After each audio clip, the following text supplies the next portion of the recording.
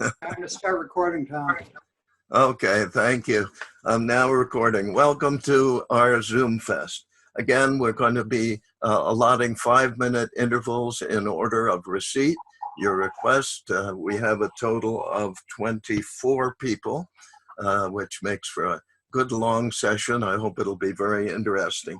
When it becomes your turn, please do the following. The first thing you'll need to do is give your location, so people will know how far they have to travel in order to pick up something from you, and whether they want to do that or arrange for some kind of postal shipment, or whether they just think it's too far for them.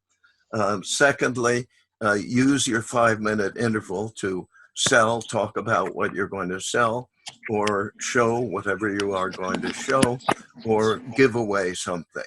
And you have a full 5 minutes to do that. If you're going to enter an item for the contest, we would like you to take an extra minute to do that if you want. And please be sure that every item that you enter for the contest, you have 2 possible categories, a radio and an electronic item.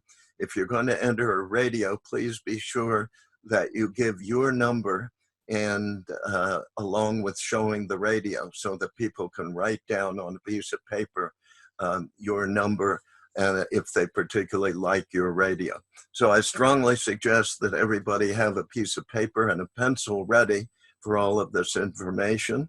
The same thing goes for an electronic item.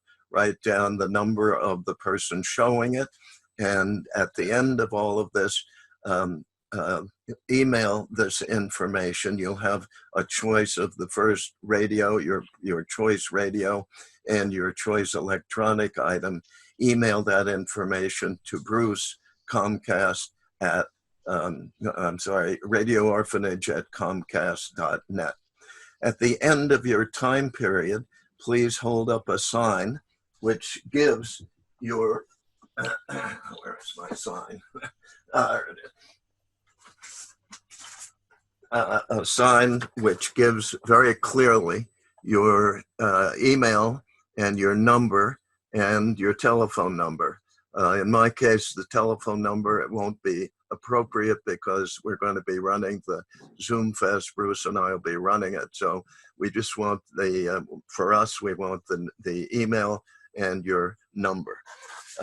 After that, we'll go on to the next person. And Bruce, do you have things to add to that? Well, the only quick thing I'd say is if you want to look at, you want to enter a contest, somebody who's put something in the contest and you want to respond to that as to what you like the most, just reply to that email I sent you this morning is the easiest thing. So other than that, I think we're ready to rock. Adrian, are you out there? I know you had a little bit of a problem getting your, getting back on here. Are you with us? Okay, I'm going to start with the first presentation. My name is Tom Pereira, and I'm located in the very center of Vermont, Hancock, Vermont. Quite a remote area, and definitely not a place you want to try to get to if there's a lot of snow around. I have 3 items. I have 2 that I want to sell and 1 item that I'm going to give away. The first item that I'm going to be selling is an absolutely unique, never before seen by most collectors or radio historians even, a rotary magnetic detector. Now, you may know that Marconi invented a magnetic detector. And the way a magnetic detector works is it has a connection for the antenna, and the spark signal from the antenna comes in to a coil. And that coil magnetizes a moving tape, and the tape then passes under another coil, and that coil is hooked to a set of earphones. So it is a very early and crude way of detecting the intelligence from a spark signal. Spark signals were always Morse code, so it was either a long buzz or it would be a short buzz. This is a device that was actually invented before Marconi invented his magnetic detector, and it is a device that allows you to detect the signal that comes in. It has an earphone on it, hanging on it, and it has two coils that you can hopefully see here. And the magnetic part is handled by rotating a magnet around these two coils. You have to search quite hard to find the technology for this in the literature, and it's a very exceptional piece. It's not cheap, as you can well imagine. My asking price is $9,800 because I don't think you'll ever see another one of these. The second item is, as you might well imagine, an Enigma machine. And the Enigma machine is right here. You can see it in back of me here. And this is a completely restored Enigma machine, and it is working. If I press a key, you should be able to see a light bulb going on the panel of the Enigma machine each time I press the key. This is an early war Enigma machine. It was used in Germany, and then it was actually used after the war by the German police to keep track of some of the Nazi war criminals. Completely restored and working condition. If you have 3 Rolls Royces already, this is an ideal fourth thing to buy at a mere $200,000. Now, the fourth thing I'm going to give away. So we've gotten out of the big money category. And that is, I would like to give away a free copy of the second edition of my Enigma book. And I'm going to give this to the first person who emails me and requests this book. So it's a free copy, normally $25, and I'm giving it away. Also, if you are not the first person to buy this, receive this free book, you may buy one. The price is $25, and I cover the postage. So if you're not the first person, then do that. Here is my contact information, which we need everybody to give at the end of their session. I am Tom, and my email is tom@w1tp.com, and I am number 1. Okay, that's it for me. Bruce, any comments? I think it's great, Tom. I'm considering the Enigma machine, but I'll have to think about it and talk it over with my wife. Okay, go ahead and turn it over. Go ahead and turn it over to the next person, Bruce. Okay. Adrian, are you out there at this point? We've lost Adrian a couple of times, so. He may need to be unmuted. I don't know. Let's see. Is he in there? He's muted. I see him on the list there. Adrian, can you unmute yourself?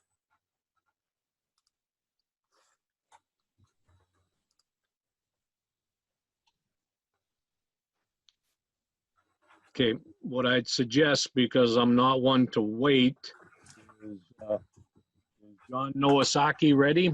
Hold on a minute. I think I can unmute Can you Adrian. unmute him? Stand by. I see him there. I'm trying to unmute him. I have just unmuted. Go ahead. Can There you we hear go. me? Yep, we're in with you, Adrian. Okay. Do you want me to screen share? Yes, please. You'll have to, because I don't have those slides on this phone. Now, Adrian's down in Worcester, Mass. All right. Go to the What he's next got for slide. sale here. Go to the next picture. That's just the test picture. Okay. All right. Yes, this is Adrian Zafford. I'm west side of Worcester, right near Worcester State University on Chandler Street. Very easy to get to. Okay, what we have is just a very old air capacitor. It's made by Hammarlund in the U.S. I don't know the specific date, but it looks like it may be around just following the development by Hazeltine of the air-type capacitor. And I'm only asking $10 for it. Okay, next slide.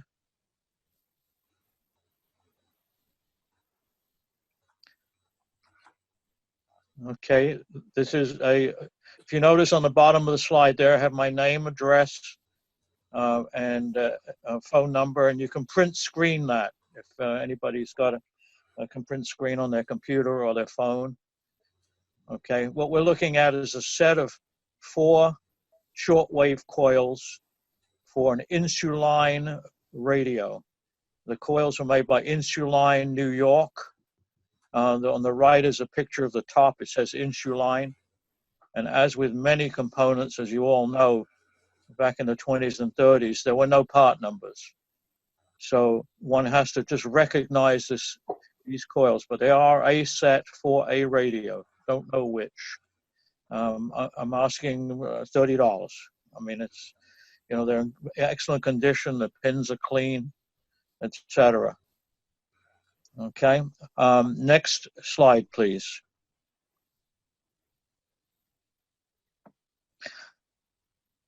Okay, as some of you might know, I have a full set of Sam's PhotoFact for transistor. Maybe I'm missing like 2. These are excess. There's the top one is a 38. The rest of them, if you can blow up your screens, I think it's 112. It's hard for me to see on my little screen here, through 117. I'm asking $7 each or $30 for the lot. Okay, so if there's more than 2 or 3 that you would like to have of numbers, especially up in the 100 series, then go ahead, break a leg. Okay, that's it, Tom. Thank you, Adrian. Based on what I see there, you've got the potential for people to have these mailed to them too. They're relatively light things, and contact Adrian if you're interested in anything he's got there. And if you're all set, Adrian, we'll move on to the next person. Thank you very much. Yeah, I can also leave them on my doorstep in a plastic bag, so that's no problem. Great. Thanks again, Adrian.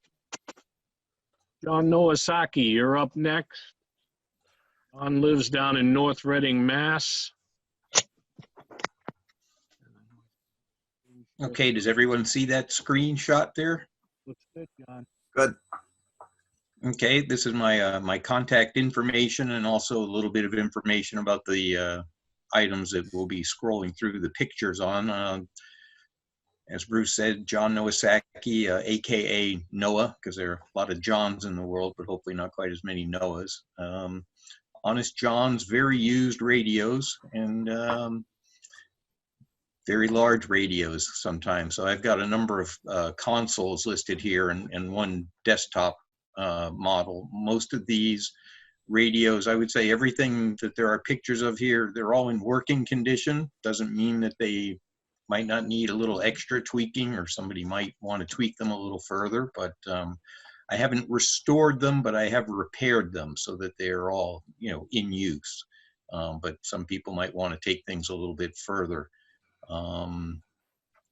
As we'll go through the pictures here, I'll give a little bit more detail on each one. And then at the end, I'll try to come back. The response isn't very quick here on my button. This first one that we're looking at here is a Zenith. It's a high fidelity mono console with a matching record cabinet.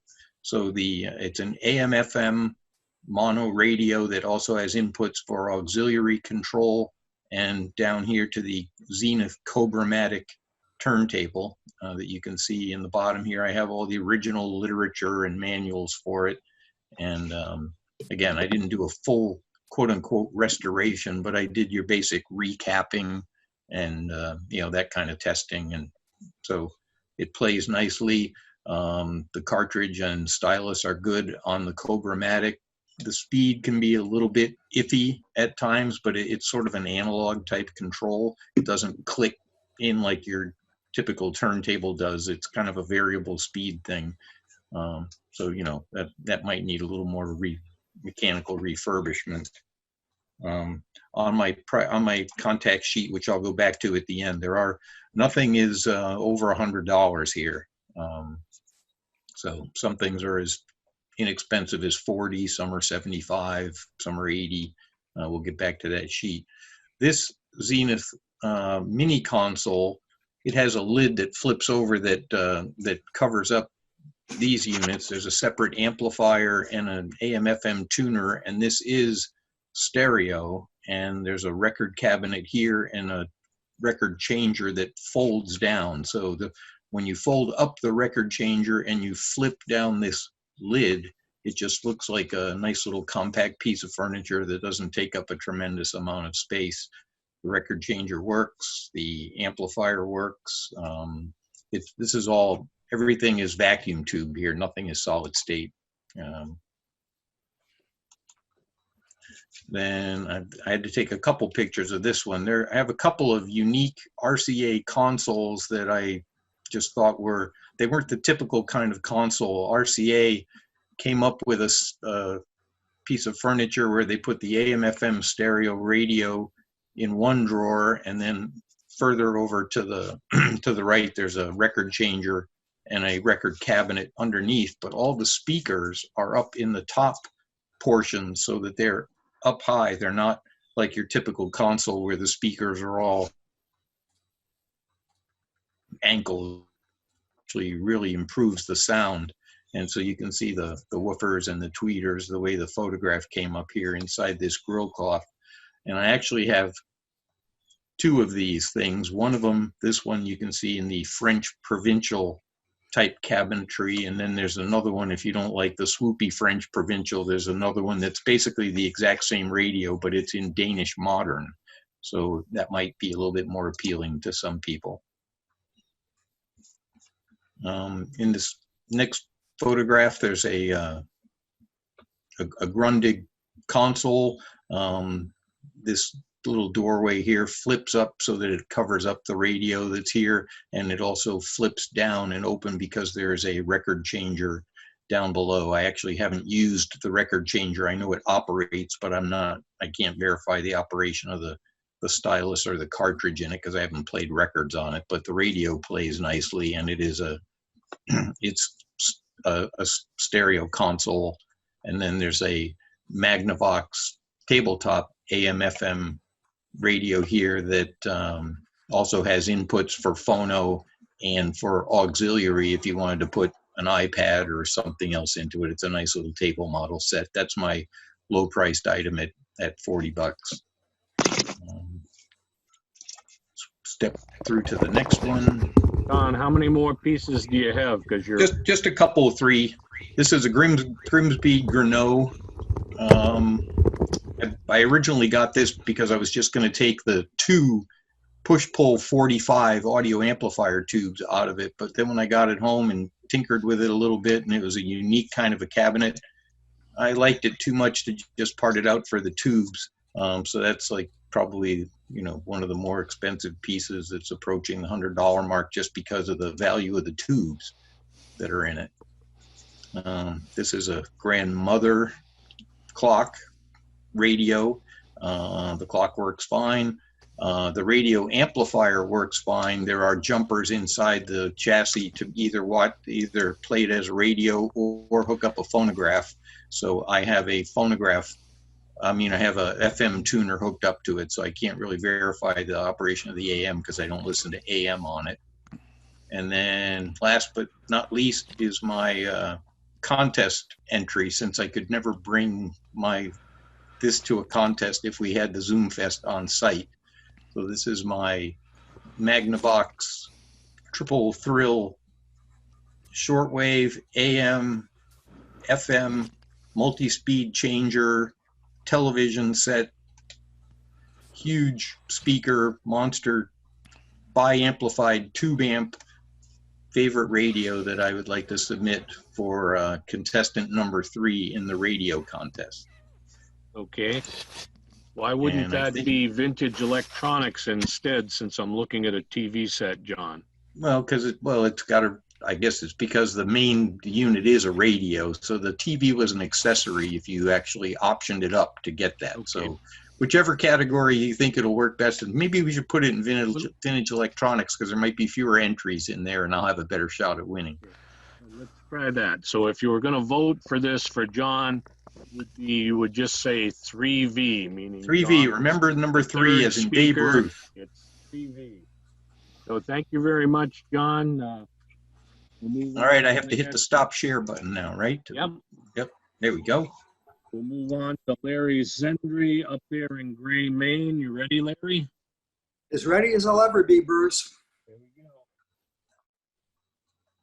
Go for it. Okay. All right. Let's see if I can share a screen here. It's my first. Looks good. All right. Nope, not yet. Nope. Not There yet. you go. Okay, now let me go to a slideshow here. How's that look to everybody? Good. Okay, so here's my contact information. Can everybody see it okay? Yep. Looks good, Larry. Okay, so I'll be showing it again at the end so you can have a chance to copy it down then if you can't now, but that's it. I'm in the greater Portland area, a town called Gray, about 15 miles right up the pike from Portland.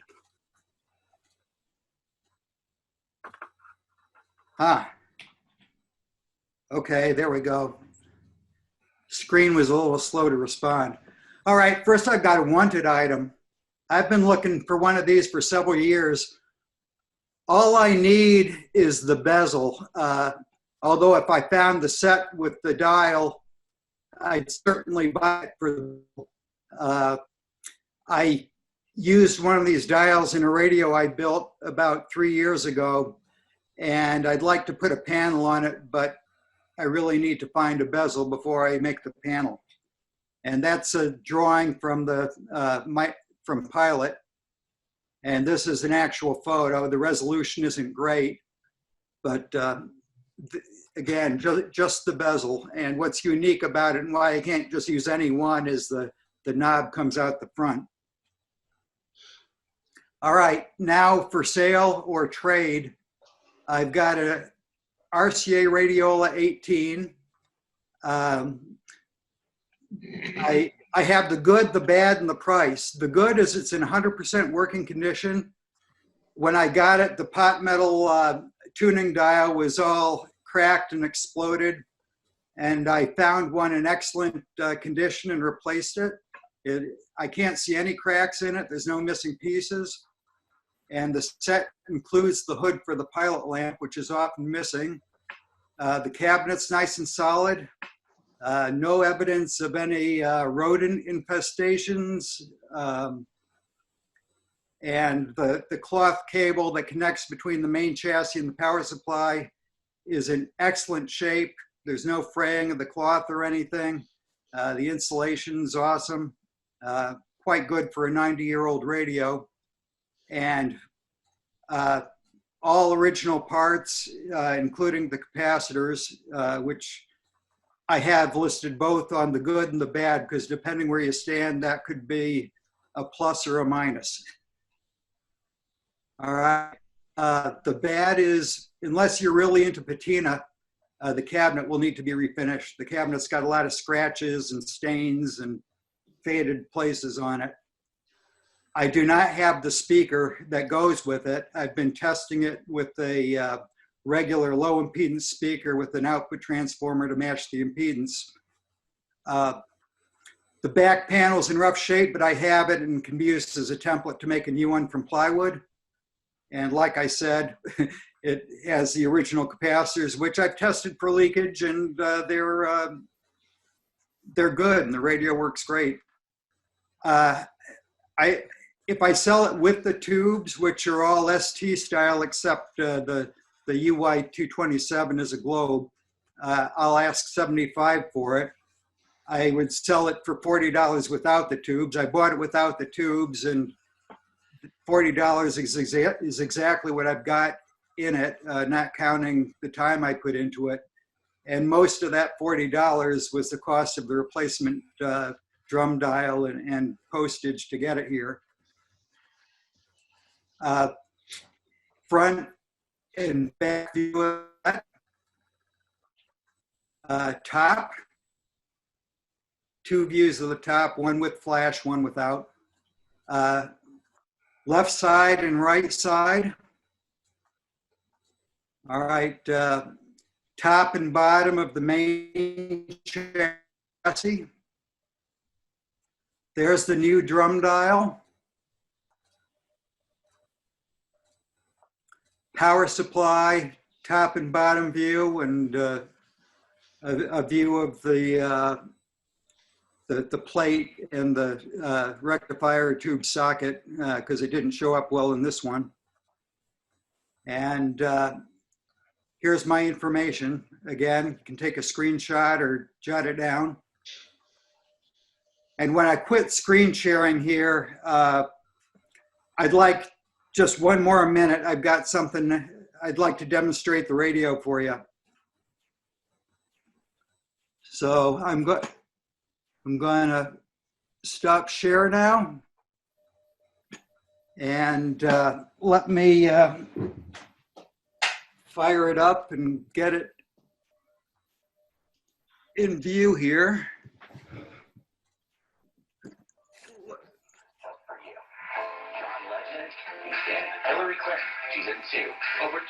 Okay, that's WBZ in Boston. Can everybody hear that?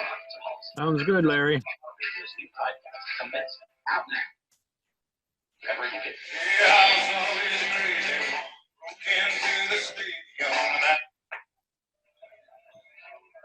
is the sound of salmonella gyrating under undercooked chicken. Okay, well, thanks for your indulgence. I'm done. Perfect.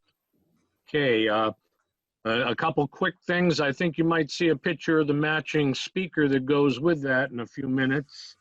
And the next person normally up would be John Comer, but John sent me an email early this morning and he's not available. So Jim Ligori, are you out there and ready?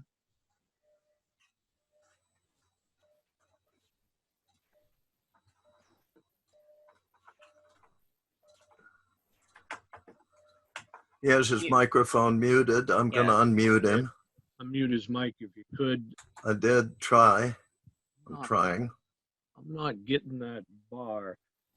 After Jim is John Gibbons, so I tell John he's on plate, and right now we may move on to John and go back. Can you hear me now? I got him. You're good. You're good, Jim. I had to get my my engineer over here to help me out with this. Thank you, Net. Thanks, Nat. You've bailed us out 100 times. Yeah. I'm running. All right. I just have one item today. It's a microphone. I'm having a little trouble with the album this morning, John. I'm on a different computer. That's why I had trouble trying to do some sharing. I just have the microphone here, which I will show as best I can. I don't know if you can see it too well. This is a Frost microphone, circa 1922, by the Herbert J. Frost Company in Chicago. It appears to be in new condition in the original box. It has 2 pins on the end. It's about 4 feet long. And I'm not sure about its working. I tried it out with Net's harp amplifier and got a few thumps out of it, and that was about it. So I didn't go any further, try to take it apart. In the original box. Probably not too easy to see there. It's in your album. But yeah, it's in. Also, this mic is shown on radiomuseum.org. That's radiomuseum.org. They have the catalog with this microphone illustrated in there. Just the one item, and here's the info I have on it. Okay, so there's your price and your address and all the info anybody needs. Beautiful mic there. Thanks. That's it for me. Thanks, everybody. Also, thank you, Tom Pereira, Bruce Phillips, and John Gibbons for providing those albums. I wish I was able to show it this morning, but a great job with those. Thank you again, and on to the next person. John Gibbons, you're up next. All right. Hold on just one moment. Okay. Was everybody able to see the information? Bruce, you spoke in the middle of him showing up the information. So maybe Sorry. you could just hold the information up one more moment, Jim, for us, because whenever anybody speaks, they take over the screen. Go ahead. Yep. Speak to us, Jim, and that'll give you the screen. Okay, what? Speak and it'll give you the screen. Oh, okay. You have the screen now? Yep. Yeah. Okay. Let's see if that'll do it or not. Right. 1, 2, 3, 4, 5. Signing off. Bye. Thank you. Thank you. Sorry to interrupt. Go ahead, John Gibbons. Sure.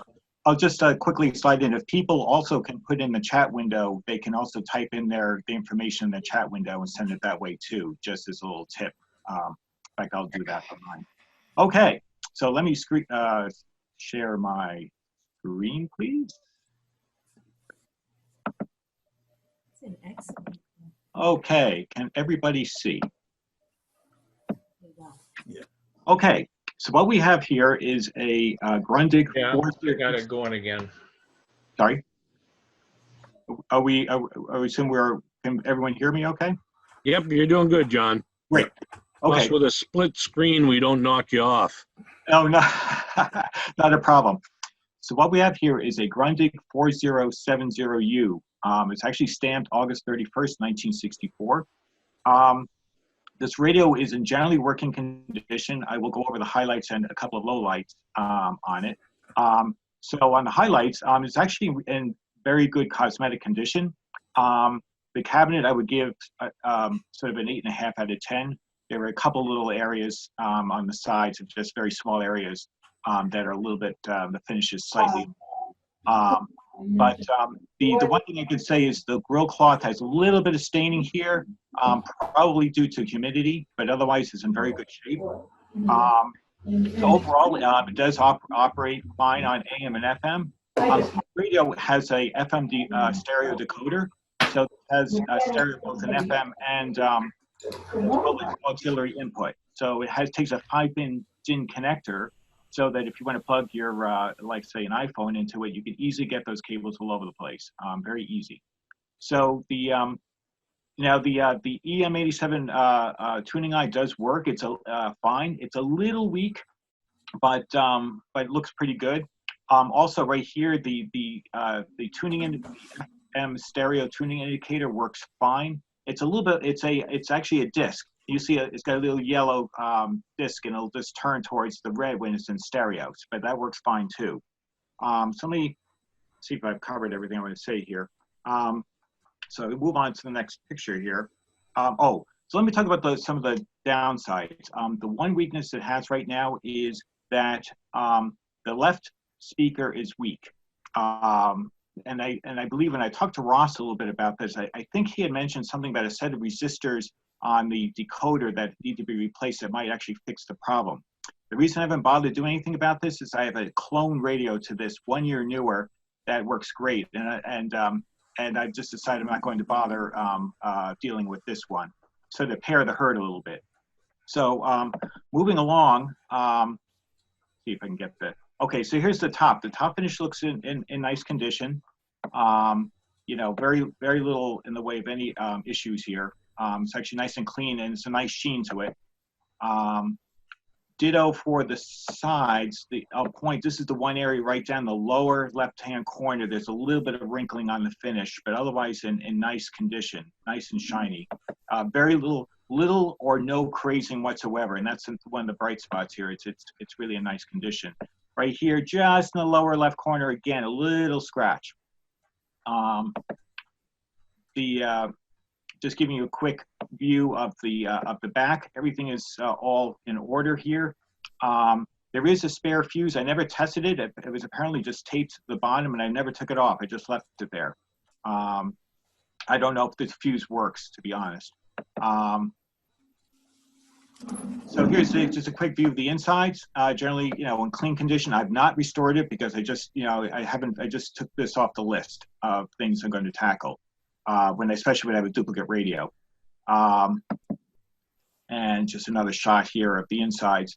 So in summary, you know, like I said, the biggest issue here is this speaker is very weak. But you know, and I'll play this really quickly because this is the radio playing right now. The tune's fine. You know, so it actually has very good sound. Also an AM. Build with 18 rescues, I think. That's after that. So I'm asking $20. Just, you know, I think it has lots. The one thing I'll add is it has lots of potential because it also takes the 2 auxiliary speaker inputs, so you can have a 4-speaker stereo, and I have that right now on my existing one with Period, Grundig, Klangstrahler, LS2Bs. Sounds great.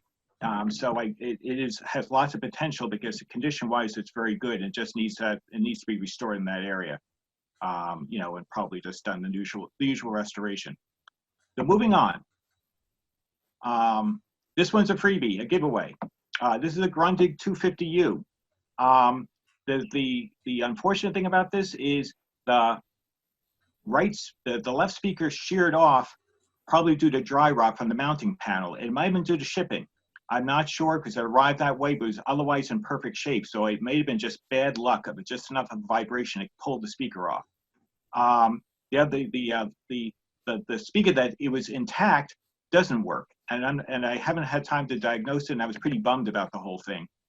The other thing is the tuning's very slow, so the chassis would have to be pulled and probably you know, adjusted. So I'm sure it can be fixed with the tuning. The wires are all intact, but again, I kind of lost somewhat interest in this radio. You know, cosmetically, it's in good shape. It does have crazing on the cabinetry. I'll sort of give you a quick look. The top is pretty good. It's got a couple of lines on it, but it's otherwise a nice shape. Whoops. Moving right along here. The sides, you can see the classic vertical lines of crazing. It's not serious, but you can see it. But again, you know, for free, you know, it's more than acceptable in terms of finish. It's really not awful. You know, if you stand far enough away, you don't really even notice it. But yes, very common for this era radio. It's inevitable. If you're lucky, you have a radio that doesn't do it. Here, you know, the back panel's clean. Power cord is fine. This also accepts 2 additional speaker inputs as well as auxiliary. You can plug in a you know, an iPod or iPhone. It does have the FM stereo decoder. You just can't verify it works. This radio does work. You know, it's just here's what happened here. You can see the damage. It pulled away from the fiber board. So I just have this propped up just, you know, just to keep the speaker in place on a bit of foam. So it's truly a little bit unfortunate because this radio has plenty of potential. No pun intended, but otherwise, you know, it's a radio that can be restored. It's not a basket case by any means, but it would have to, you know, wouldn't have to find a way to remount that speaker in some way, you know, secure it there. But like I said, you know, this one here, it's free. So, you know, so we'll leave it at that. I apologize. I never told you, I'm in Ashland, Massachusetts. That's right by Framingham. So I'm right in dead center Metro West.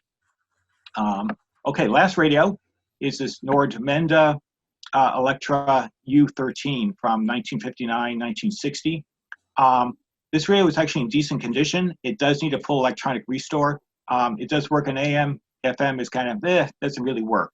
But it has the classic filter capacitor hum. I just, again, another reason is for me to pair the herd a little bit here. So I really prefer the Telefunken Kubota because I've always loved those. The only weakness here in cosmetically on the front is there's a little bit of light staining here on the cloth. I don't know what caused it, but it's about the size of a silver dollar. Maybe a little small, like $half. At any rate, the dial light works. The EM84 tuning eye works fine. It does have, whoops, sorry, I didn't mean to do that. It also has the sound register buttons. I also have a Sam's manual for it that includes, so restoring, you have a guide. Here's the finish, pretty good shape. It's not as shiny as one would want, but it's clean and it's minimal damage. There's a couple little spots here, there, in the corners. Here's the sides. You know, generally in nice condition. There's a little bit here, a little bit there, but generally solid shape. I mean, if you wanted to make it, you know, a really 10 out of 10, yeah, you'd refinish it because it's not quite as shiny as the original factory, but it's not bad. It would be absolutely fine as is. It would be a discretionary thing. Here again, the side's pretty good. The back is clean. The back panel is clean. Original looks in very nice shape. This also takes 3 pinned-in connectors for, again, an auxiliary connector. You can get those cables and you can play your electronic device through it. Also takes an auxiliary speaker in the back. Again, easy to do. So last is just a quick peek in the inside. It's very dusty. Again, it's a radio you can restore. I have a Sam's manual. I'm asking $10. And with that, I will stop sharing, show you my information. For those of people who can see, I made both the sign and I will put it in the chat window. So it's jfxg@yahoo.com, 508-667-3787. And I'll put it in the chat window. And that, everybody, is that. Thank you. Good plan on the chat window there. I think that's good for people to do that because sometimes it's difficult to grab the information while it's there. Thank you, John. You bet. Thank you, everybody. Thank Jeff you. from down in Bristol. Are you ready? Yes, sir. I am ready. Great. Okay. First off, I'm offering, let me share my screen here.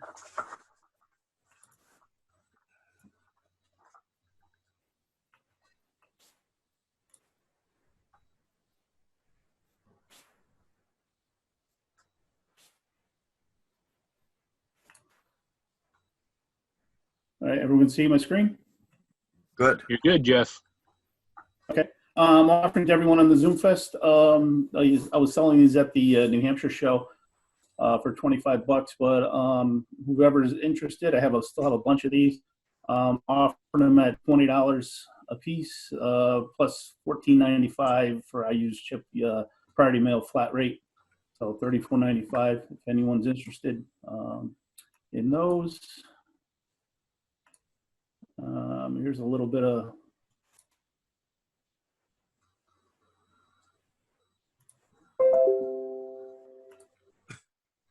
some information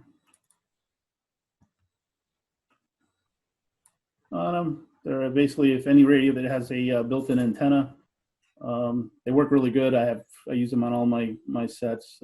Basically tune in a weak station and then turn the dial on the select antenna, and the weak station pops right in. It's really, really, really cool, actually. I don't know if anyone's ever used them before, but they're very cool. See what else I got.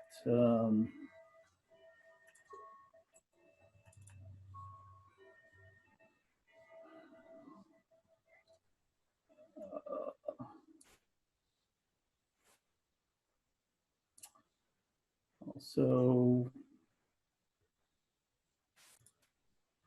offering a Zenith 7000-1. Works really well. Works on ACN battery. It's got a few scuffs here and there. This one though it's actually shows the log chart. It's actually missing a log chart. But the finish on it, I'd say it's about an 8 out of a 10. I'm looking to start off like about $180 for it. It's very clean. The battery compartment is really clean. It's great these days, for short wave listening and AM, FM. I also have, I don't need to show another picture. I actually have another one. It's actually this D7000Y, the last of the 7000 series. Similar condition, same for the finish, about an 8 out of 10. Also with that, I'm asking $180 for. Also,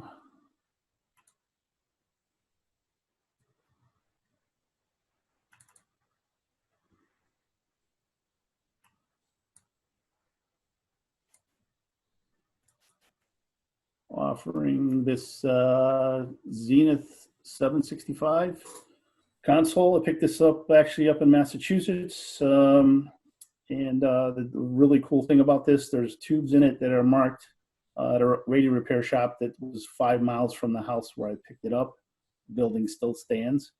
And it was an original dweller in the house that I picked it up from. The original, I believe in the original room where I took it from the original owner. It was the grandparents of the people that I picked it up from. It's really not my thing right now. More into the late 30s, 40 sets of Zeniths. So offering this up, I'm looking to get like 120 for it. It's got a little bit of some rash right there, but someone's handy with some woodwork and easily splice in a piece there. So obviously that's pickup only. And I am entering one set for the contest, which is a 1928 Grieve AC6. Really, really cool piece. Hopefully it has some interest for the contest.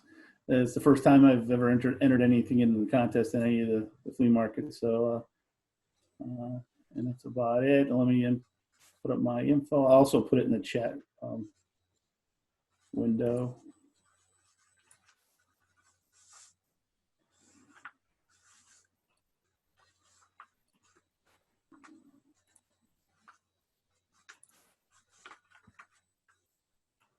And there's my information.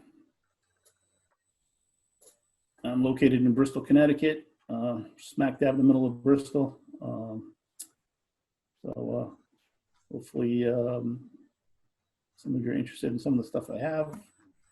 And that's about all I have. I'll put this in the chat as well, so that It looks good, Jeff.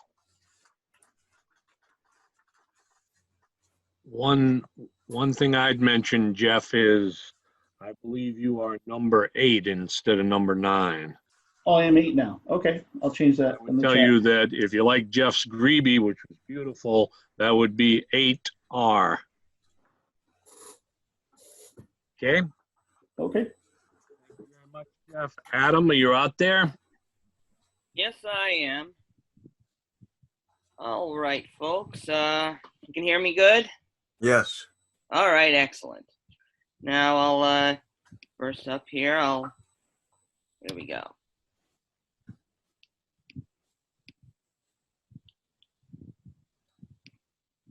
You can see my banner here, this page.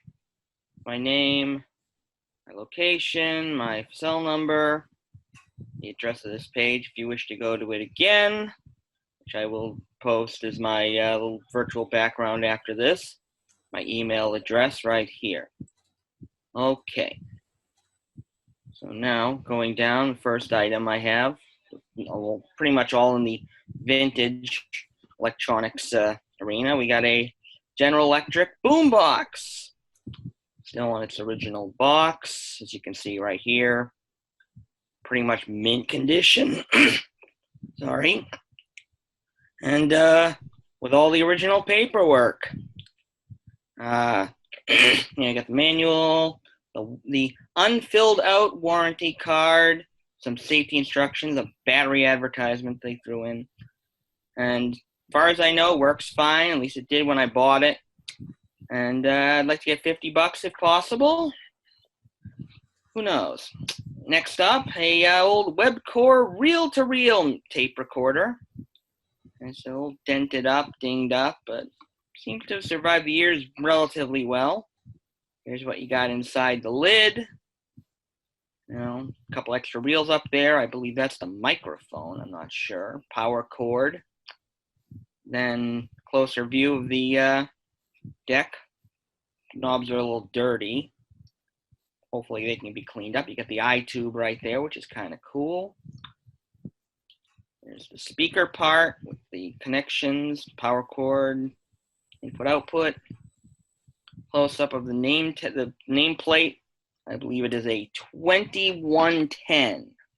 That's the model number. There's the bottom. You can see a little window with the tubes through it, which I believe are all there, as you can see right there. I have not tested it at all. Probably gonna need a lot of work. Someone gives me 30 bucks. That'd be great. Okay, next up, a realistic Lab 300 turntable. Belt drive, sorry. Belt drive, semi-automatic. Sorry. Some scuffs and mild scratches on the dust cover, not bad. Underneath the dust cover, you see mat looks to be in pretty good shape. Arm with the original head shell and a Shure, branded realistic cartridge. Looks to be in good shape. It ran last time I plugged it in. Looking to get 60 or best offer, of course. Next up, a Betamax VCR. We all remember those. This is actually a Super Betamax. That was an attempt by Sony to jump in front of VHS with a high resolution, quote unquote, version of the format. Of course, Panasonic, JVC answered soon after with a Super VHS version of their own format, and really neither one of them panned out to a heck of a lot. But this one is again, Super Betamax, so a little better quality than your usual Betamax, which was better than VHS to begin with. It's a mono VCR. Don't know why they bothered making mono versions of their Super Beta decks, but then again, not everyone had stereo TVs at the time, so that's probably why. Another view of the front panel. And you got all your audio, a bunch of controls. I don't have the remote for it, unfortunately, but it should work, just pressing the buttons there. And hoping to get 30 bucks for it. Haven't tested it, but I don't think it will take a heck of a lot to get it running again. Maybe some belts or whatnot, but I'm pretty sure those are out there. All right, next up, a Yaesu 2-meter ham radio transceiver. Still in its original box. Puts out about 80 watts. Of course, you need a license to use it. It's got the microphone and a power cable. Here's a close-up of the front panel of the unit. It's in pretty good shape. Looks like it's barely ever left the box. I powered it up using a power supply, and it lights up, and I could tune it to my local frequency, though I didn't have a hand antenna hooked up to it, so I couldn't try pinging the repeater with it. And optional, if you want this, you can also buy the power supply I used to test it. 20 amp Astron, seems to work fine. Another view of it, a little scratch up there, unfortunately, but that's just cosmetic. Shouldn't affect the operation at all. And as I said, can try transmitting with it, but it powers up, and I don't think it should have a problem. And I'd like to get 125 or best offer for the transceiver itself, or 175 with that power supply to get you up and running. So next up, a RCA Voltomist WV77 VTVM. This one I have. This is how I got it. No probes, unfortunately. I don't think it's that hard to replicate them if you need them. Just 10 bucks if something I can get out of here. Whatever. Okay, next up, yes, Adam with his goofy computers, and here's my Timex Sinclair. One of them. I've had several, at least a half a dozen of these things. TS1000, and with part of its original box, which unfortunately has seen better days. Here's a close-up of what's inside the original styrofoam packing material. You got the RF cable, the cassette cable. Behind this is the manual, which unfortunately I didn't get a good view of, but it's there. It doesn't have the power supply with it, though. I'm pretty sure I have at least one of those kicking around. Closer view of the computer itself with that lovely membrane keyboard. So if anyone's interested, just 20 bucks. That'll do it. All right, and that's enough of my little presentation. I will once again show you my little banner with my information here. And I thank you for listening to this. Thank you, Adam. Looks good there. Nothing else. Bruce Burgess is up next.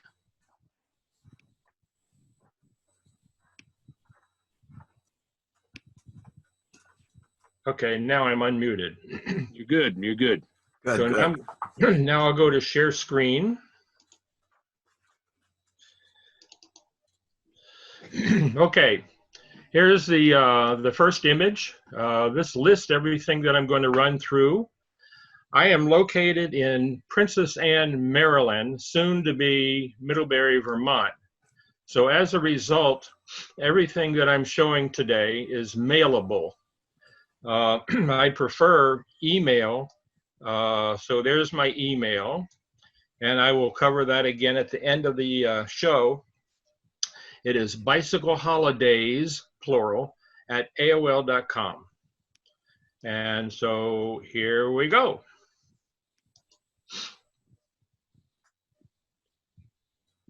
This is a 12-inch speaker with a permanent magnet. The cone is in absolutely primo condition. Here's the reverse side of it. You see this little wire? I've reattached it to this point right there. And so I took some jumpers, cables this morning and attached it, touched a 9-volt battery, and there's a good thump. So the voice coil in the speaker is working. This comes at no extra cost. Anyway, it's 12-inch diameter speaker. I'm asking $20 for that.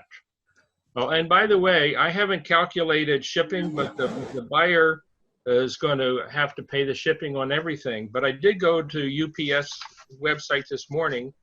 If I use a flat rate boxes, they will vary anything from $7.65, well, say $8 up to $19. And if I pack it in my own box, very likely it'll be cheaper than that. So let's just give you a rough idea.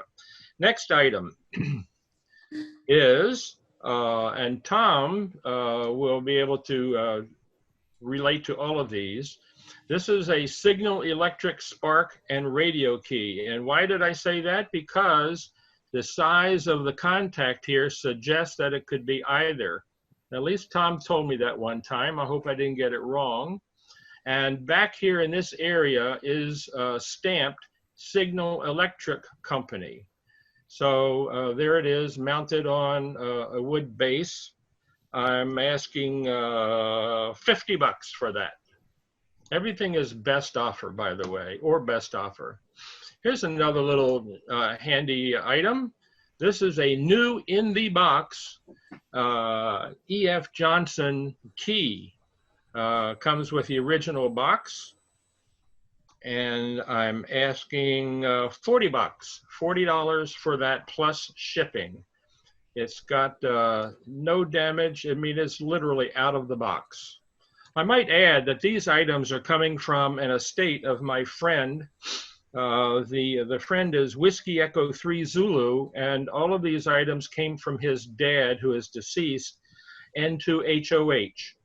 So that's what we've got here. Okay, so that's that item. The next item is a dictograph microphone with a stand. Have no idea whether it works. It's listed on the back of it what it is. That's why I knew it was a dictograph microphone. I'm asking $30, or actually the estate is asking $30. Next item up is a Vibraplex bug with the number 104841.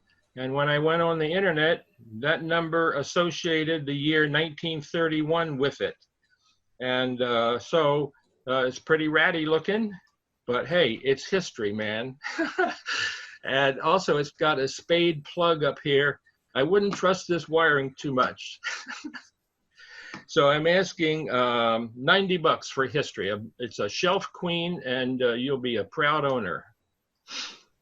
Next item, moving quickly along. Come on, let's go. Here we go.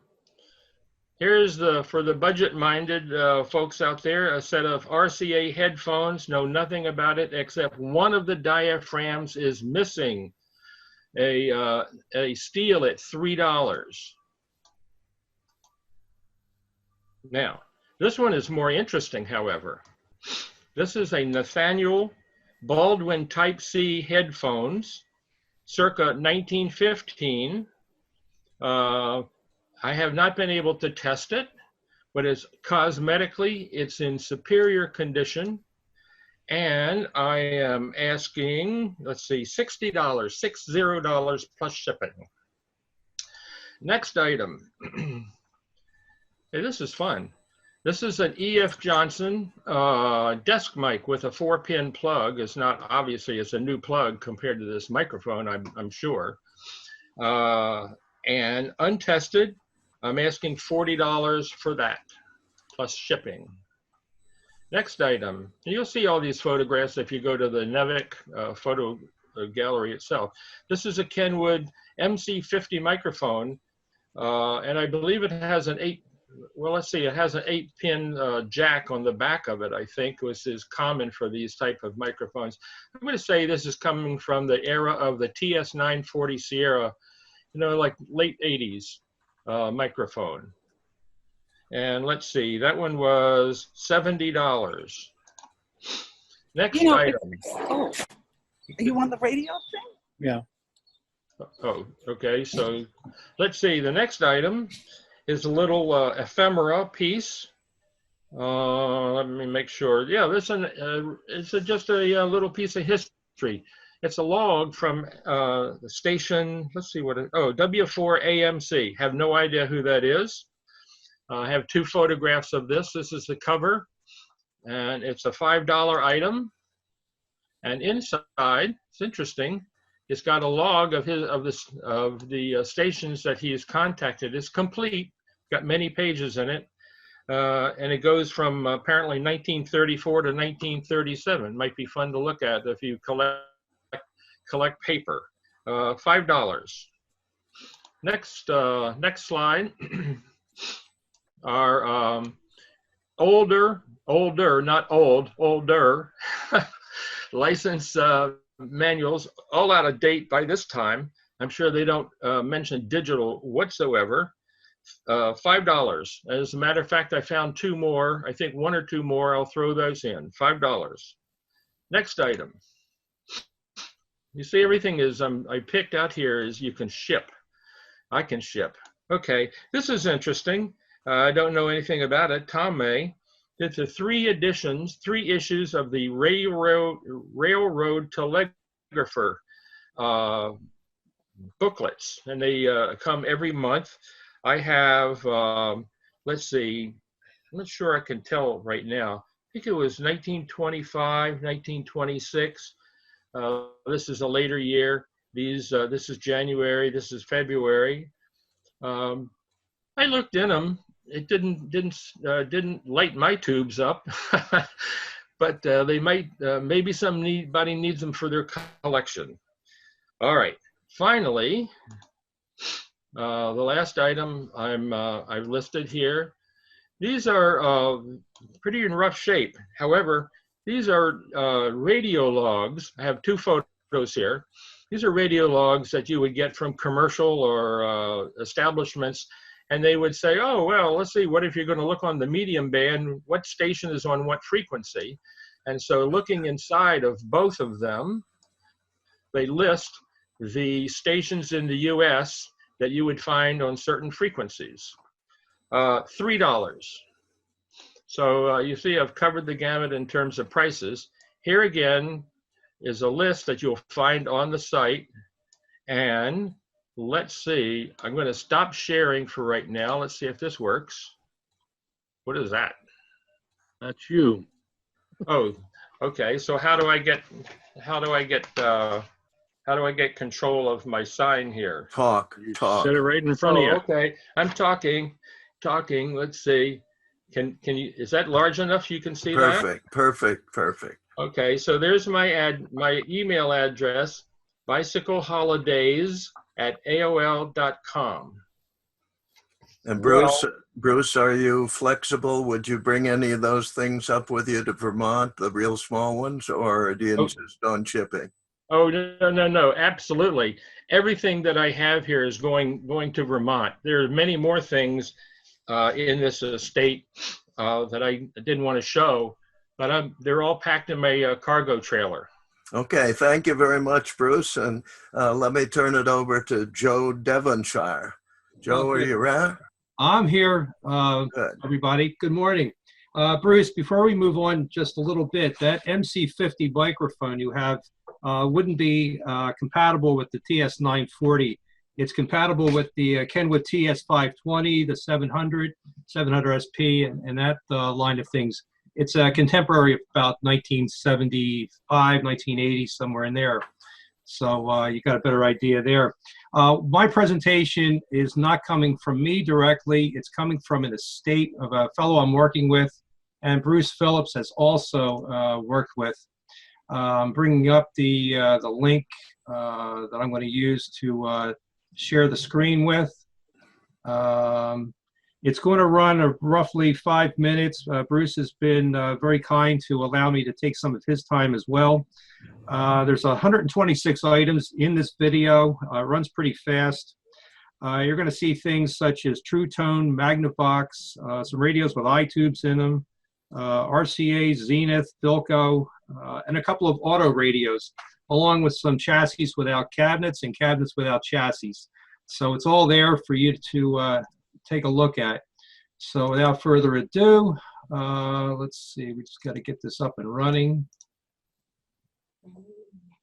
And here we go.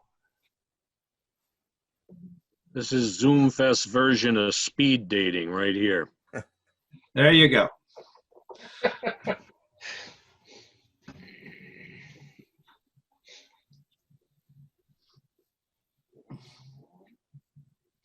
Oh, and the contact information I'll have at the end.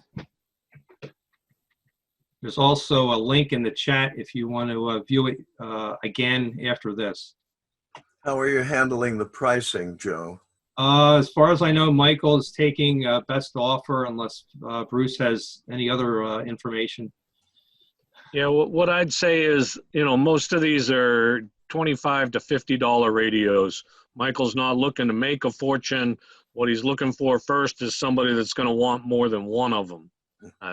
These are up in Waldoboro, Maine, but they could be brought down to New Hampshire pretty close to where I am. If there was a member who was going to buy 10 or more of them, or make an offer on 10 or more, they could be delivered to my house and they could pick them up here.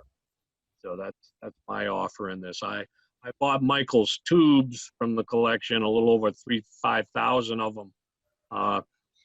Years ago, I would have taken a box truck up there and bought all of these, but I just don't have the room and the flavor for it anymore. So he's not looking for a fortune. He's looking for somebody else to own them, and that's what they are.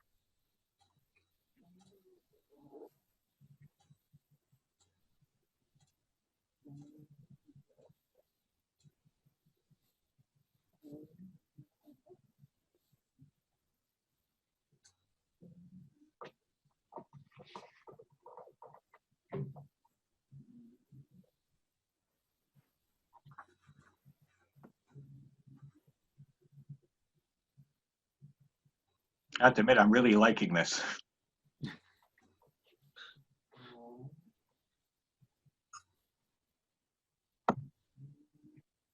Nice tuning eye on that one. The one beside it, this one's a beautiful piece too. Bruce, is he looking to sell the shelving as well? Not right off, but he may eventually. He's going to use that shelving to sell other things in the house. My gut instinct is after he has a yard sale or two, he would sell that shelving. I used to have one of those Arvins that just passed by. You could own it again, Larry. I think I'll pass. They're the auto radios.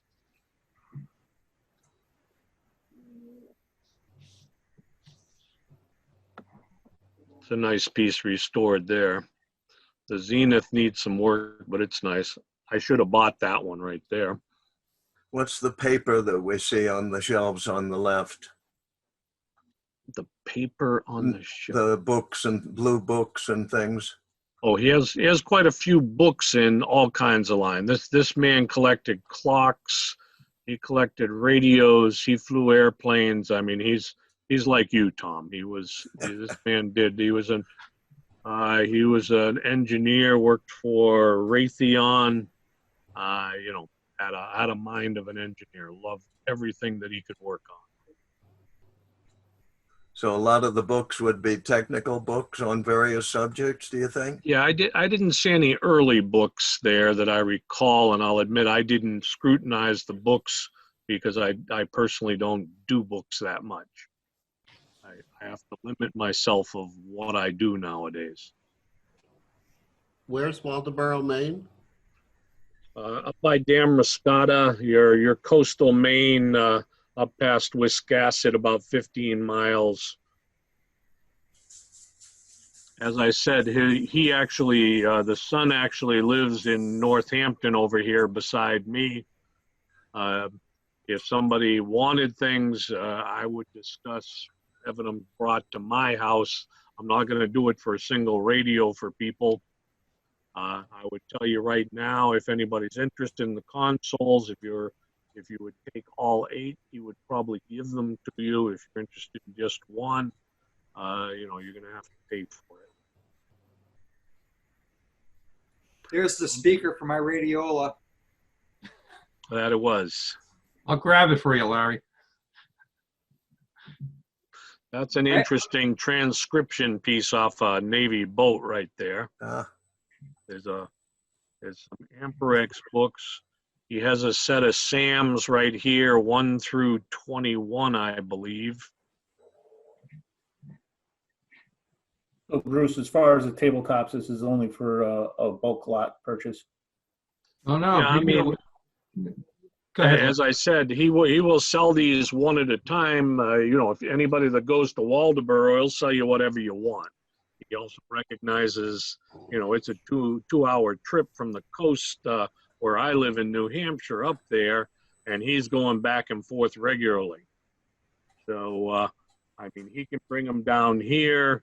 I can get them from him if necessary. I'd copy down that email address right there and have you correspond with him. Anybody need any more time to copy that down? Okay, I'm going to end the share. Thank you very much, Joe. Thank you. Bruce, do you have a slot coming up? Go ahead. Well, I have a slot, and I don't have anything to sell, but I will do a couple of public service announcements. I'm not seeing me yet. I'm just seeing you, Tom. You're on. You're on. I'm on. Okay. Okay. So keep talking. Ballot everybody received. Keep talking. You need to put some names on this ballot and send it in. We're looking for a new president of this club, and we're also looking for at least one new director of this club. Most of the people involved right now are willing to keep the job that they have if they're elected again next year or at the end of the year.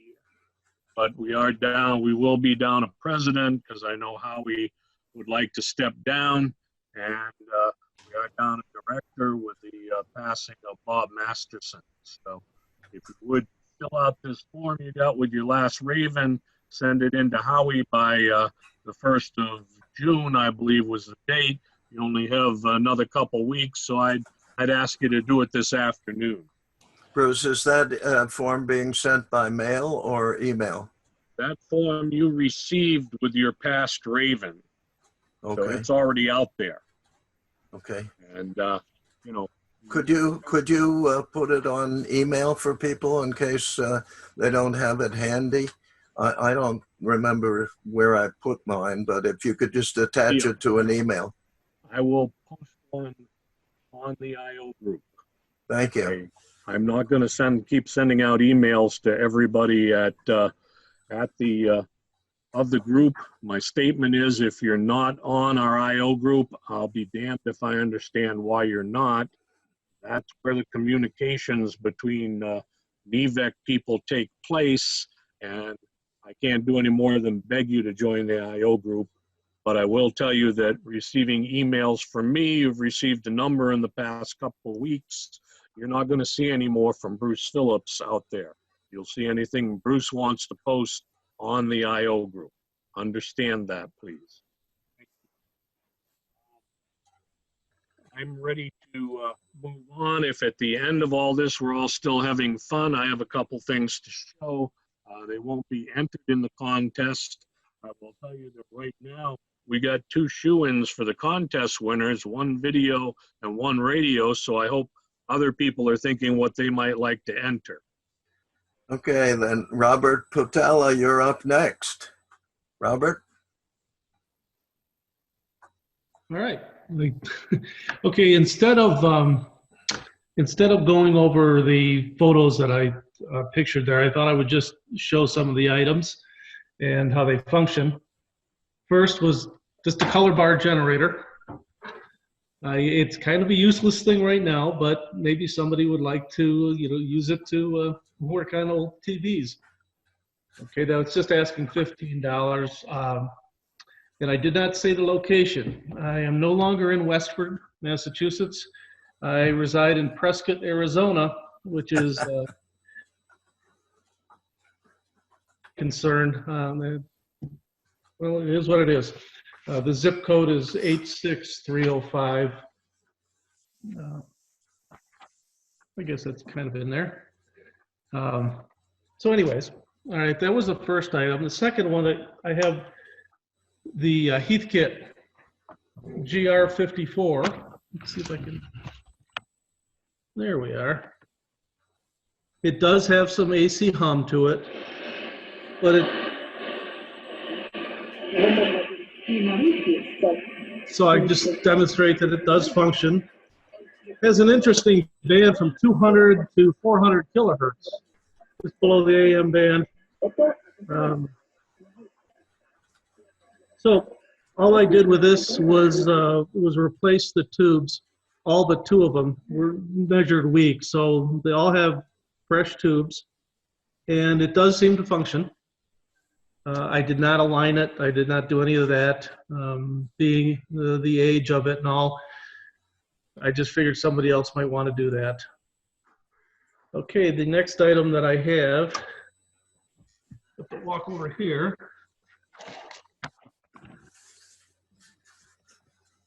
is a VTVM, and put it to the high ohms range, and as you can see if I touch it, it is functioning. I went through the calibration for the Heathkit manual, and this it functions quite nice if somebody's looking for an IM 5228. And I'm asking 50, but with shipping and all that, I understand that that's probably overpriced. I was looking at prices on eBay. Okay, the other thing I have is a old Panasonic radio.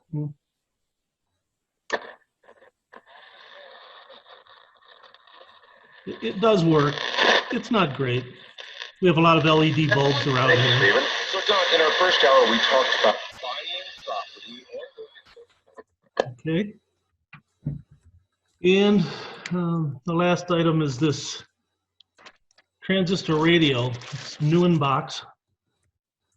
So Ross does the box, and items, that are in the box. It's all on the pages, the files that I put up. So that's really about it. I'm not going to take up an awful lot of time. Just thought I would show and tell instead of going over the pictures. All right, so I will. We appreciate it, Robert. Pardon? We appreciate it, Robert. Thank you. Okay, so I yield the rest of my time to the next person. And that is David Crew. David, are you ready? I am. Can everybody hear me? Yes, indeed. Fantastic. So let me start off with, let me see how this will work. Hopefully this is correct ways. My email would be wb2hto@comcast.net. I will add to the chat room, my information. So going to start off with this lovely little Philco 38-62. I should point out that every radio that most radios I have in my collection were junk. And I bought for 10, 15, maybe $25 at one of our shows or at Brimfield.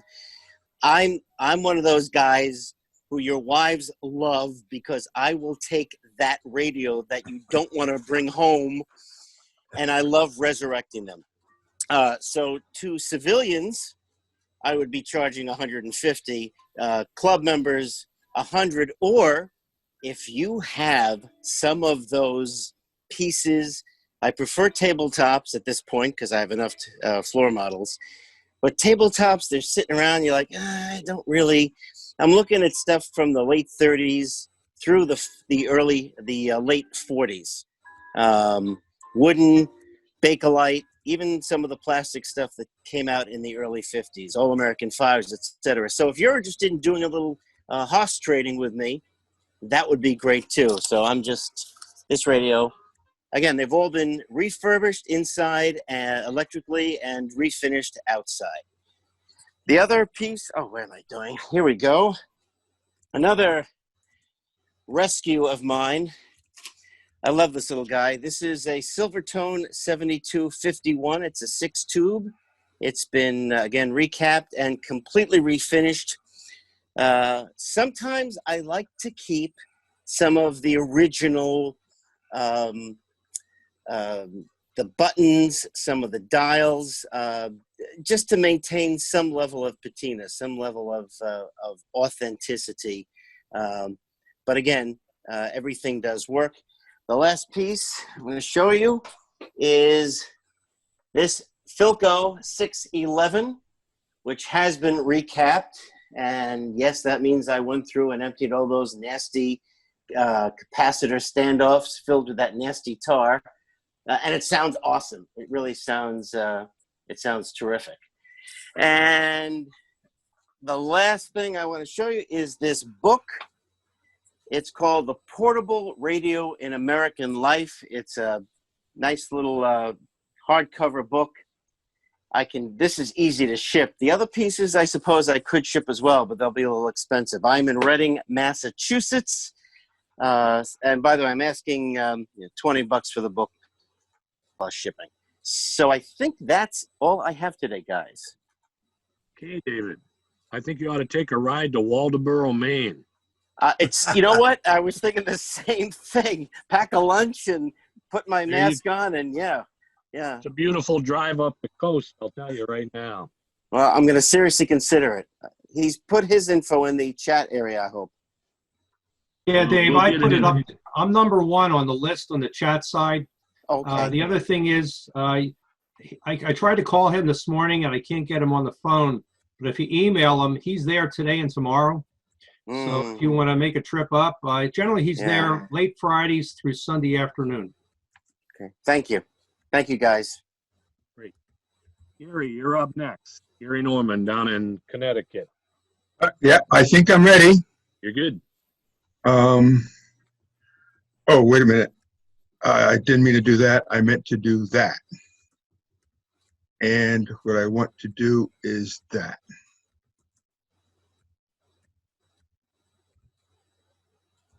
And slideshow from the beginning.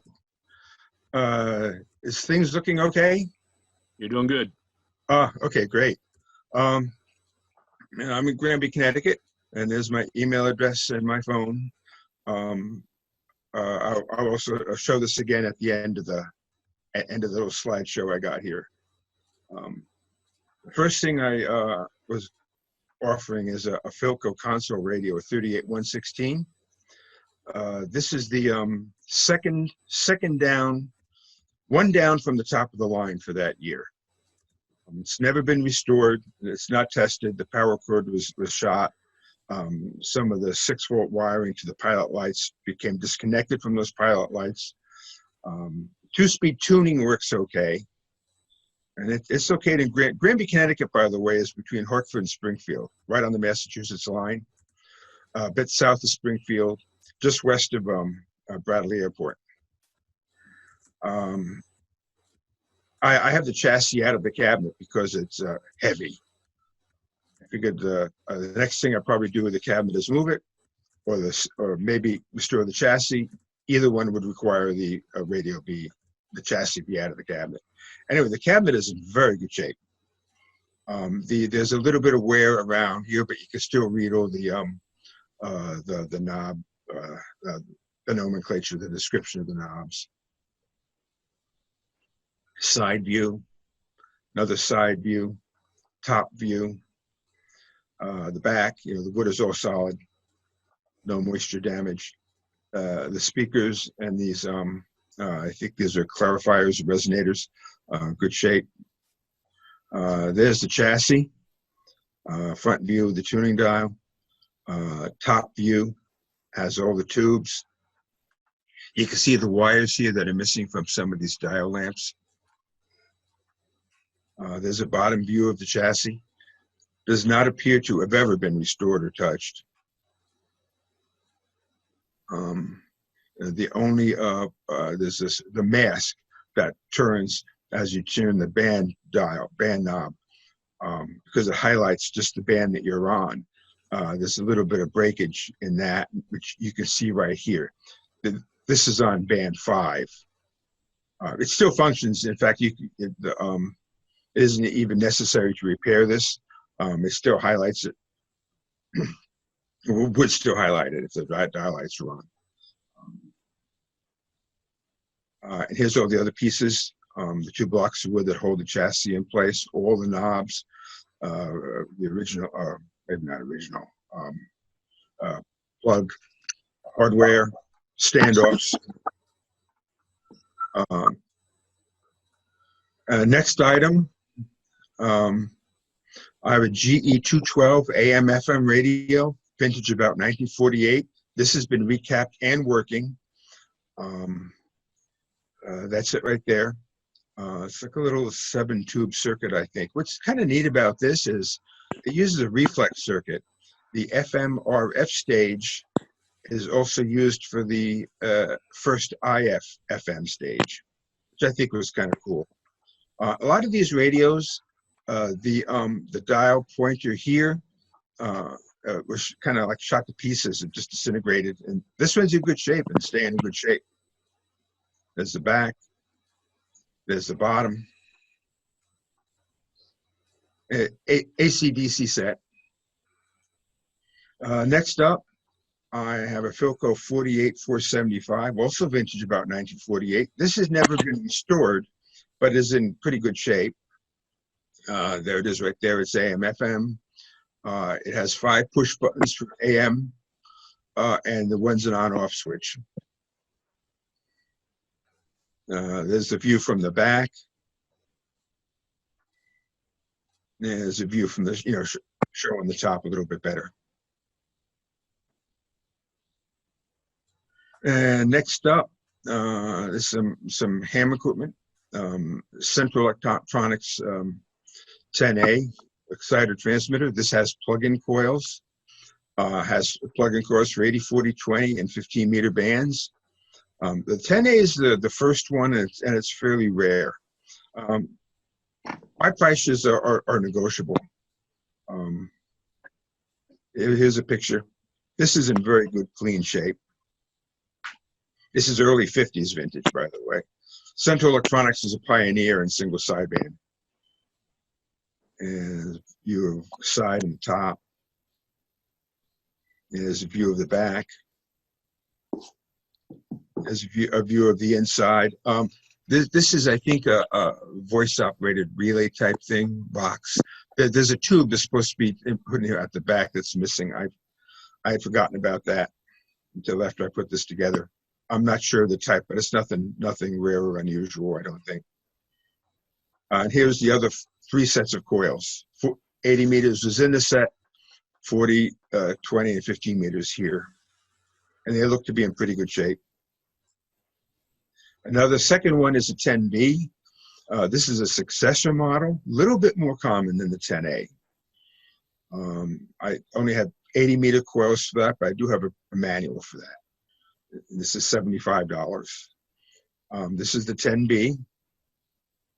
A little more, most of it a bit upgraded and maybe more features to it, I think was a big difference. View of the top and the side. View of the back. I never saw what this is. It doesn't seem to be anything on the top of the chassis to have caused that. I'm not sure what that is.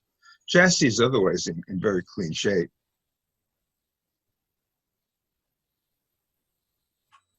And there's a VFO that goes with this. This is $40. It looks like a command set, and that's what it was. What Central Electronics did was sell you a kit of parts to convert a command transmitter to their VFO. And this kit of parts, two things were optional. One was a cabinet for it. This didn't get the cabinet. And the second option was crystals coils to let it work on the 10-meter band. I'm not sure if this has that or not. I didn't really look inside that deeply. This is a picture of the back. This back here is part of how they did it. This is the filament transformer for the tubes. That's not like a mod or an add-on or anything. That's exactly how they all are, even the ones in the cabinet. And that's where I am. The console is the only thing that would really have to be picked up in Granby, Connecticut. I could arrange to meet someone someplace if you wanted to, if they were interested in any of this stuff. They wouldn't have to come all the way to Granby. Just let me know. This is my email address, and that's my phone number. And I can be reached at that. And that's it. I hope that came out okay. No, that was great, Gary. Thank you very much. I'm going to do 30 seconds of public service announcement before we move on to Bob Harris. Things for people to know. We obviously are doing a ZoomFest today because we didn't have Spring Brookline. And that means that the flyers we'd normally have at Spring Brookline talking about Fall Brookline aren't there with everybody. So that means we're going to need additional support and publicity coming into the fall when we have Brookline. Or we hope we have Brookline anyway. So that's the first thing for people to know. The second thing is I've been pretty involved with Tom in dealing with Zoom and ZoomFesting. I am planning on stepping back from that. So I think Tom could use a little more support with Zoom as this goes into the future and understanding how often we do this, who can be his backup co-host, and what we can do there. The next thing I tell people, and I'm going to blast through these pretty fast, is when Fall Brookline comes around, that's when we need some support with donations for our raffles and silent auctions we would have at NEVEC in the March of next year. So when you don't have a radio show, things fall off the edge, and it makes it more difficult for the next show. The last thing I'll mention during this public service announcement is that we can always use help from people regardless of whether they help with Raven, which we are looking for articles right now. Anybody that can write an article for Raven would be greatly appreciated. If you can help out at a radio show, that would be greatly appreciated. We have about 25 members, which if you're one of them, you'll have received emails from me in the past that I reference as the usual 25. They're the 25 people who normally help out with whatever happens with this club. Everybody in this club can volunteer to do something. You can figure that out by just looking, or you can send an email to the president or the people doing Raven or the people running the shows and say, what could I do to help out? There's always room for more help, and it just means we can do more things. I mean, just take a look at Mr. Pereira, who stepped into the picture and said, why don't we try this Zoom thing and think about how much this has helped all of us out and how much we've enjoyed it. So that's the end of my current public service announcement. I will move on and let Bob Harris step into the picture. Bob? Hey, Bruce. Good morning. Can you hear me all right? Perfect. All right, I'm going to share my screen.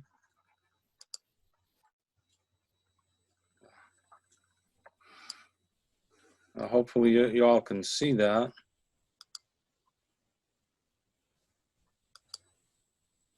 Yeah, I'm Bob Harris. I live in southeastern Connecticut. The town is not there. I live in Pawcatuck, which is actually part of Stonington, Connecticut. And you can't get any further south or east in Connecticut than Stonington, since we're on the border with Rhode Island, and we're close to westerly Rhode Island. My email is there, and I'll show it again at the end. I prefer that you contact me on email. I've got 2 items, and I've got a price there, but I'm really flexible on price. I consider if somebody's like to come and pick it up, a trade, a very low price, because I think shipping might not be practical on this item, a trade or a giveaway. But contact me on email. I'm certain we could work something out. This is a Crosley 865.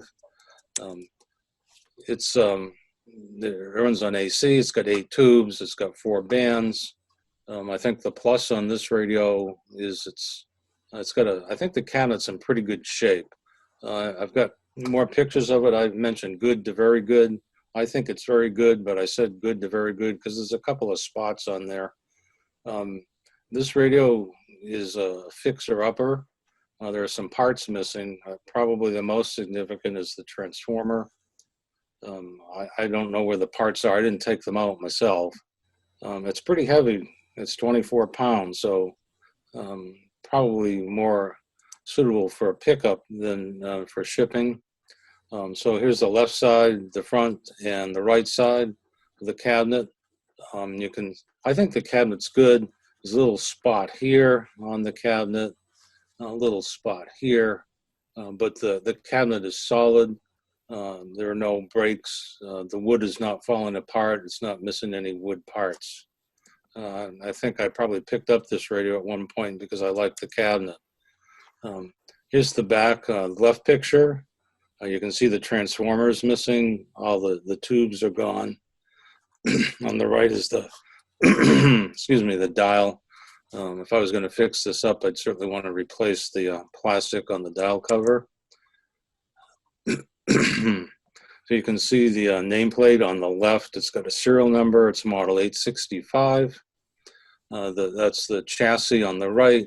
Looks to me like all the parts are there. Mostly the paper wax caps are there. Looks like there are some new caps here and here.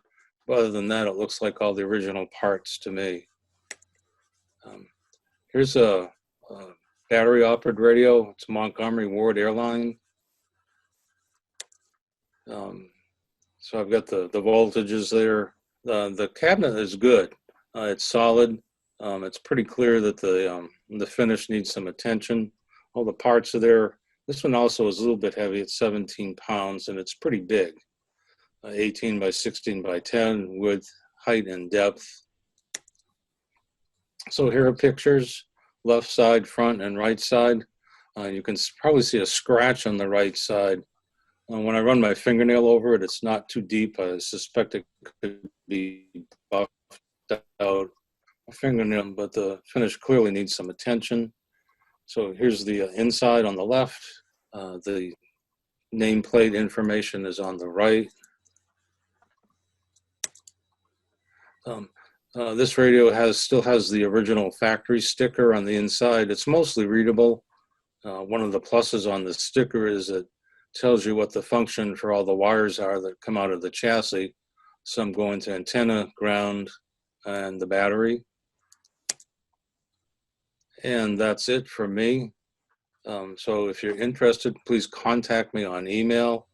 Again, I'm flexible on price. I'd consider a trade. I'd consider a token price or a giveaway. The reason I'm selling these is with the lockdown, I've been sorting through my radios. I bought new shelving. I sorted them out. I figured out what I actually have. And I do like to fix up really old ones that are in tough shape. I'm not sure I'll get to these. I'm afraid that I'll not be able to hold my soldering iron by the time I get to these. So I'd like to get them out into the rest of the world and have somebody take care of them. So that's it for me. Thank you for listening. I appreciate it. Thank you, Bob. I like that pricing structure of $39 to $34. I'm thinking how he came up with this exactly, but that's great. I appreciate it. Bob Snyder, you're up next. You with us, Bob? Okay, yep. Can you hear me? Yes. Oh, good, good. Okay, so I'll share my screen and run through some pictures and then show you some in live shots in a second here. So let's see. Share screen. These guys are all kind of geeky. Yeah. So let's see here. Screen one. It's my first time doing this, so I'm, oh, okay, select and then share. There we go. Is that right? Nope. Yeah. You're on, Bob. Okay, let me go to the photos thing here. And, okay, so I have a bunch of these modules here. This is interesting. This is a, it's a power supply for the fluorescent tube in a laptop. You put in 5 volts, you get out 1500 to 1800 volts, and it's short circuit protected. So I've built little Jacob ladders with this thing and everything because it does draw a spark. So I'll put a spreadsheet on the photo list with prices on it. I was asking $3 for this. Let's go to the next slide here. We're still seeing your contact information. We're not seeing any pictures. Oh, okay. We see your Excel spreadsheet on the side. Oh, okay. It's that screen. Okay, here we go. You see a radio there? Yep, you're doing better. Okay, great. All right, so I have a, this is a Philco model 46-250 AM table radio, which I have here next to me. I just recapped it yesterday. I put in, normally it takes a couple of 20 microfarad, 120 volt caps. I put in 450 volt caps, and they're Nichicon, so they're nice. It's so took out the hum, and it works well. I'm asking $25 for this, and that's the label on the back, and that's the back of it. So it's in pretty good shape. This is interesting. This is a piece of test equipment. This is a, Boonton used to make an RX meter. This is the HP version when they were transitioning. The Boontons were Bakelite black. This is a HP gray, and there's a plate on the top of it. I don't have a picture of that, and I don't have this with me here, but if you dial in a frequency range here, goes from like 0.5 megahertz up to 250 megahertz. You can put a coil across the terminals on the top, and then as you turn this capacitor dial here, it will resonate and show you on the null indicator here when it's resonant, and give you what the parallel capacitance and effective, I think it's RX. So it's a early vector network analyzer. So anyway, I'm asking $75 for this. This is in like museum quality. It's pretty good shape. I have the last Sony TV that was made that was all discrete transistors, and this is in really good shape. I have a video that shows that this is working. I have a one of the ATSC converters that can convert the over-the-air pictures to this. So this is something I would like to get rid of. Asking $25 for this. Like I say, it's color, it's in good shape. You can see for the pictures here. So moving on. That was the module that I was talking about.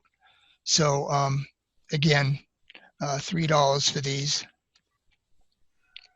I have some transformers. Run through these quick. It's a 10 amp filament transformer. Let's see. And what did I put down for this? $5. It's 10 amps. I have a plate transformer, 950 volt center tap. I'll take $10 for this. And then I have, this is, if you want to really build a high power linear, this is a pair of military, the bottom is a plate transformer with all the filament voltages on it. Then the top is its companion choke, 3 Henrys times 2. Asking $20 for this set. These are heavy. I have a capacitor here mounted, used to be a radio. I think my son built it. Capacitor is, let's see, I think it's 20 puff to 500 puff. It's got a vernier down here and a dial. So it's in good shape. And I'm asking $10 for that. I have a bunch of X10 hardware. I made a list here. A lot of people like the appliance modules because I think there's a big relay in there that'll handle 10 amps. So there's a picture of all the modules. And let's see, asking, let's see, $5 for the whole lot. Have one of the digital TV tuner converters. This will work really well with the TV I showed, asking $20 for this. It's the manual that came with it. And let's see, I guess that's it. Let me go back here and unshare the screen.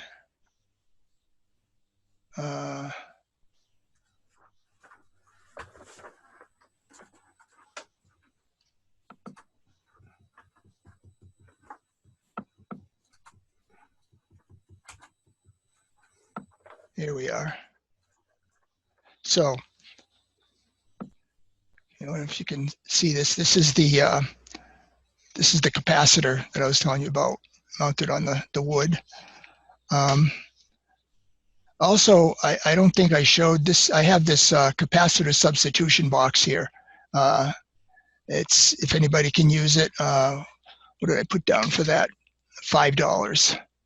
No, $3. And these are like Bob said, these are negotiable. You turn on the radio here.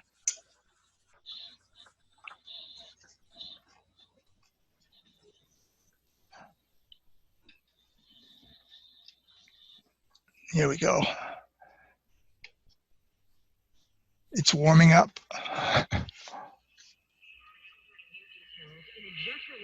Starts to reopen again as it is now, and COVID cases start to spike again. So that works. Anyway, so that's it for me. I will, after the meeting, I'll update the photos area with the price list, and you can see my information in there, and I'll also add my email address. Great. Thank you, Bob. A quick question on those high voltage modules. Do you have a lot of them or just one? I have a lot. Okay. Thank you. And I imagine I could slip those in a one of those envelopes that have the plastic padding in it or something. I don't know what they would cost to ship, but they're pretty light. I'll show you one here. This is what it looks like. So it's made to fit in the screen of a laptop, and before they had LED backlight, it was made to light up the tube. Also, I have the data sheet for that. It is, it does have a dimmer. I'm sure you can't see this, but just shows you that I have the data sheet. It's dimmable. and there's examples, a couple of schematics of how to control it and all. Great. Thank you. Thank you It's very fun much. to play with. I just would caution, you could probably electrocute yourself with these. Yeah. That means Well, that sounds like fun. Bob, there's plenty of gamers out there that would like that TV set. So if you don't tell it to somebody in the group, put it on Craigslist, and some guy would love to play his old Atari or something like that. Oh yeah, I was wondering. I do have an Atari 2600 console. Maybe I should sell them as a pair. I know Adam's listening very close right now. So Okay. with that, let's move on to Carl, okay? TVs, but we'll see. Okay, let's go on to Carl Nord. Are you out there, Carl? Do we unmute him?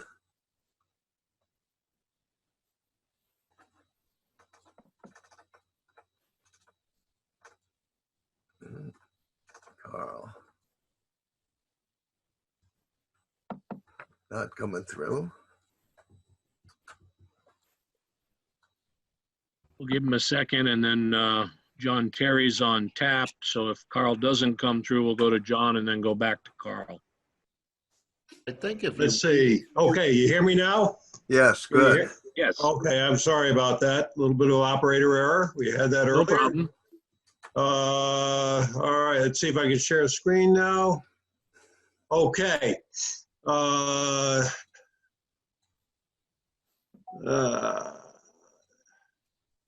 time okay, I'm gonna have to do it like this because every time I try and get to the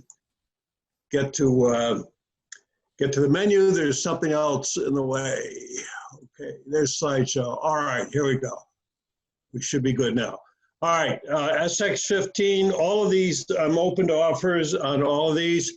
Done nothing with it, picked it up at Hamfest before we moved up to Maine, and it's just been sitting there waiting to work.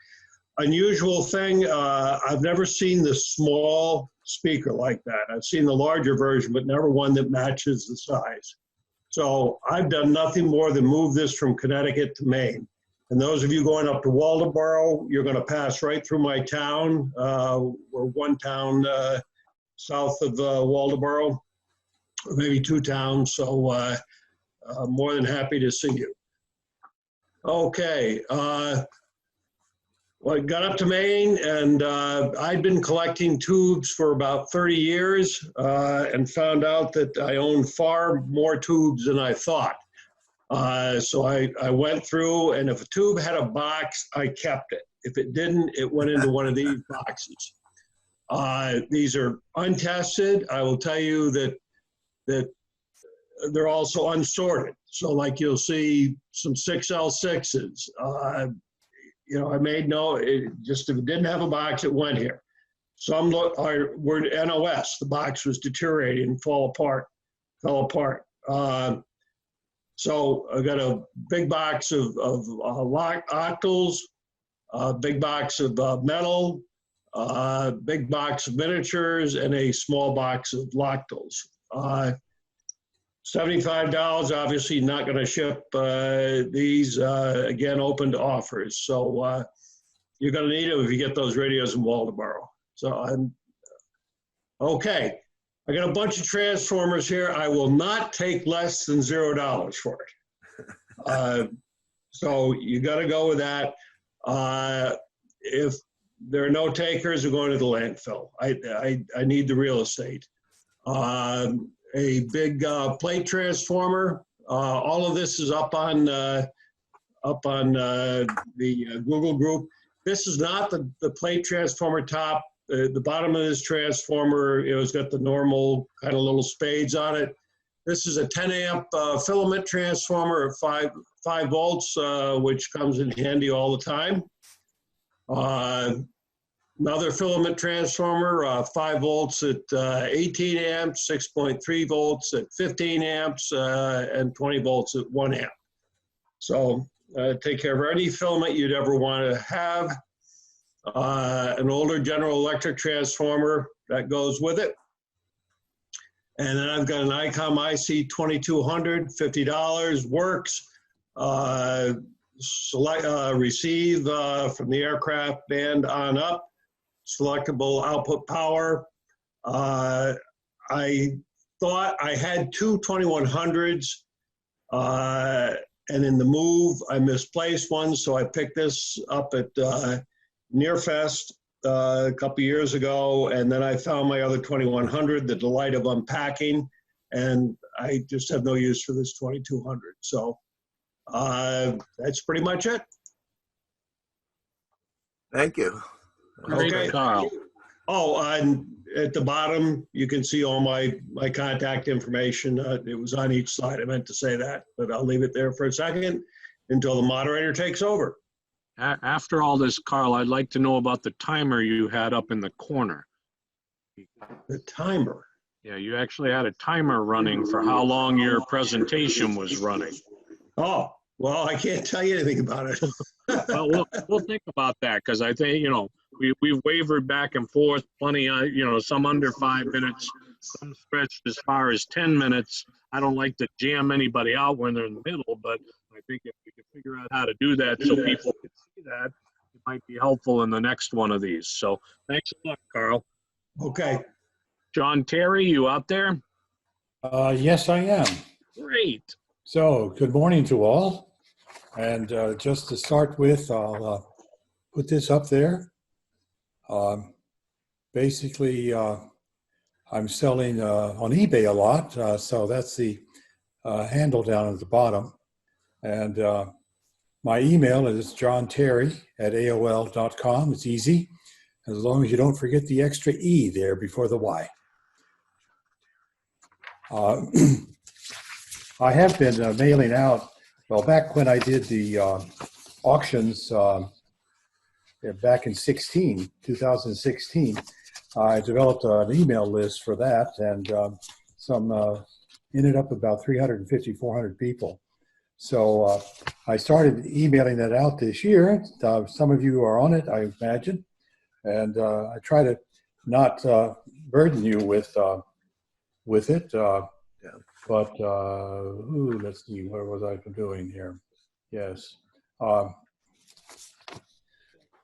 But this is the one that I sent out early this month, which kind of describes essentially the activities that I've been doing. We moved from Carlisle to Acton a couple of years ago. And so we're 5 miles away, got rid of the big barn and the big house, and have a real nice smaller place. And I have 25-foot basement rooms that is what I've kept of my collection, like one aisle of shelves and some aisles of books, and then the corner with a place where I can photograph and sell things. And I've been selling on eBay, sell several dozen items in the past month, about 50 or 60 items, and have a number up already, which I'll mention to you later here in a few minutes. But if you would like to be added to my email list, which, as I said, maybe only once or twice a month, is johnterry@aol.com. Just write that down. I'll show this several times. Earlier, I've got a couple of items to sell here, quite reasonable. And someone said earlier, "Where are the girls?" Well, my best helper is with me here. She's going to show up the 2 items I've got. This is Sarah. You go to meet. You've seen her a number of times. Hi, Sarah. Hi. Hello. So we've got this one. This is a Radio Boys book. Yep. Hold it a little closer there. Radio Boys book. And it's fairly decent condition. A nice dust jacket and clean inside.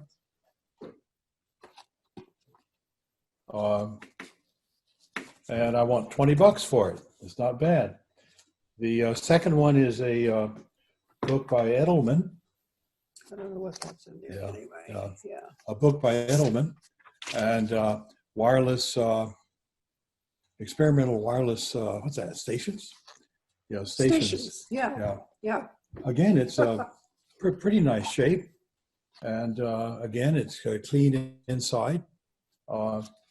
And Likewise, Nice book. this is, when is this? 1920, June 1920. So that's early. And again, I want $20 for that. So $20 for either of those books, the Radio Boys books or the Edelman book. And again, email me at johnterry@aol.com.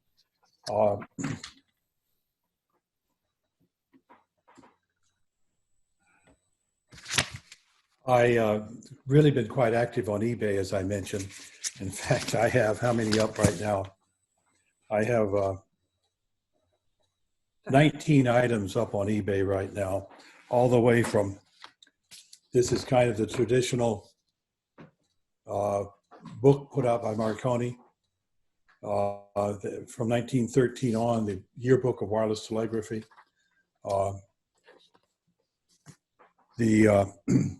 I've got right now, finishing tonight, actually, the book by Masato, Wireless Telegraphy. This is 1906. Again, if you email me, I'll send you the easy link to find me on eBay. This is the Lodge book, Signaling Through Space Without Wires. It's really quite a lot of fun. It's this is third edition, 19. No, you know, they didn't put the year in these, but it's around 1899 or thereabouts. I have a number of pamphlets up right now. The SCR 73, what's this? The SCR 65, and so on. These are on eBay, and a couple of books. So, oh, this is a really interesting item. The company, Colster, isn't the most collectible. You look at this. This is a salesman book, and it has fold-outs. Oh, yeah. Here, you hold that. Yeah, this is like an unfolding story here. Now, it's really a beautiful piece. And turn around the other side. Oh, this one? Ah, the ding dong means my 5 minutes is up. So, this is on eBay. So that's my spiel. Bye.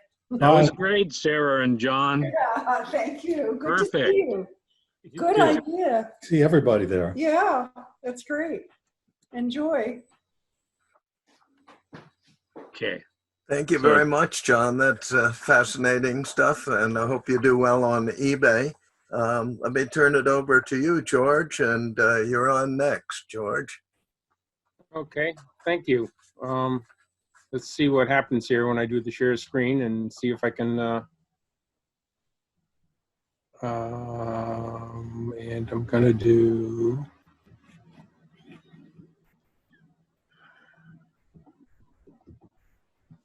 can you see my little card? Absolutely. Okay, and I'm going to do one more thing here now. Let's see if that comes in.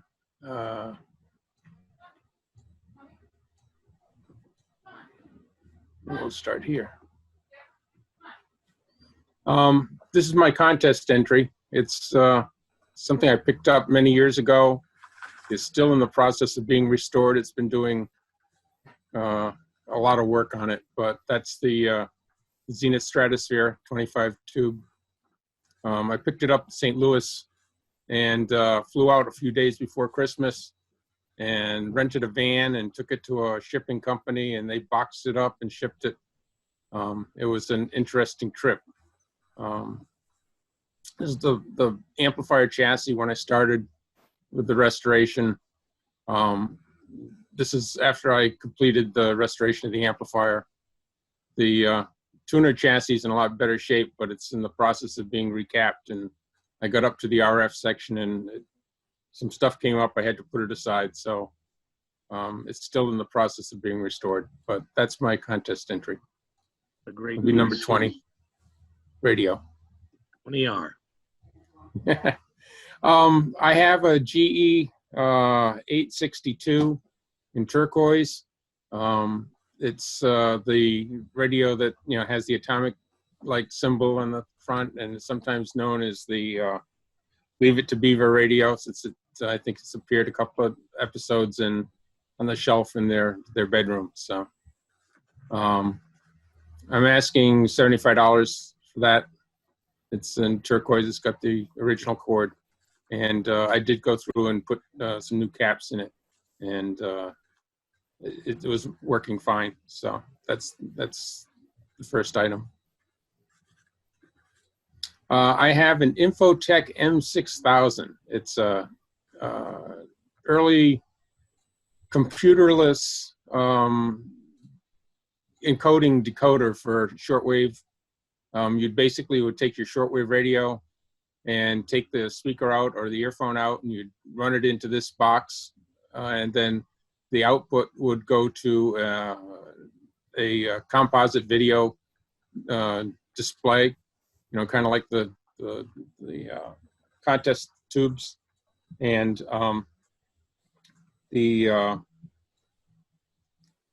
anyways, that's the manual. This is the actual unit. It's version 9, which is the highest version they had made on that before they went to, I think there's an M7000 as well. But one of the nice things, if you like a lot of switches and a lot of lights and a lot of buttons, this is an opportunity for that.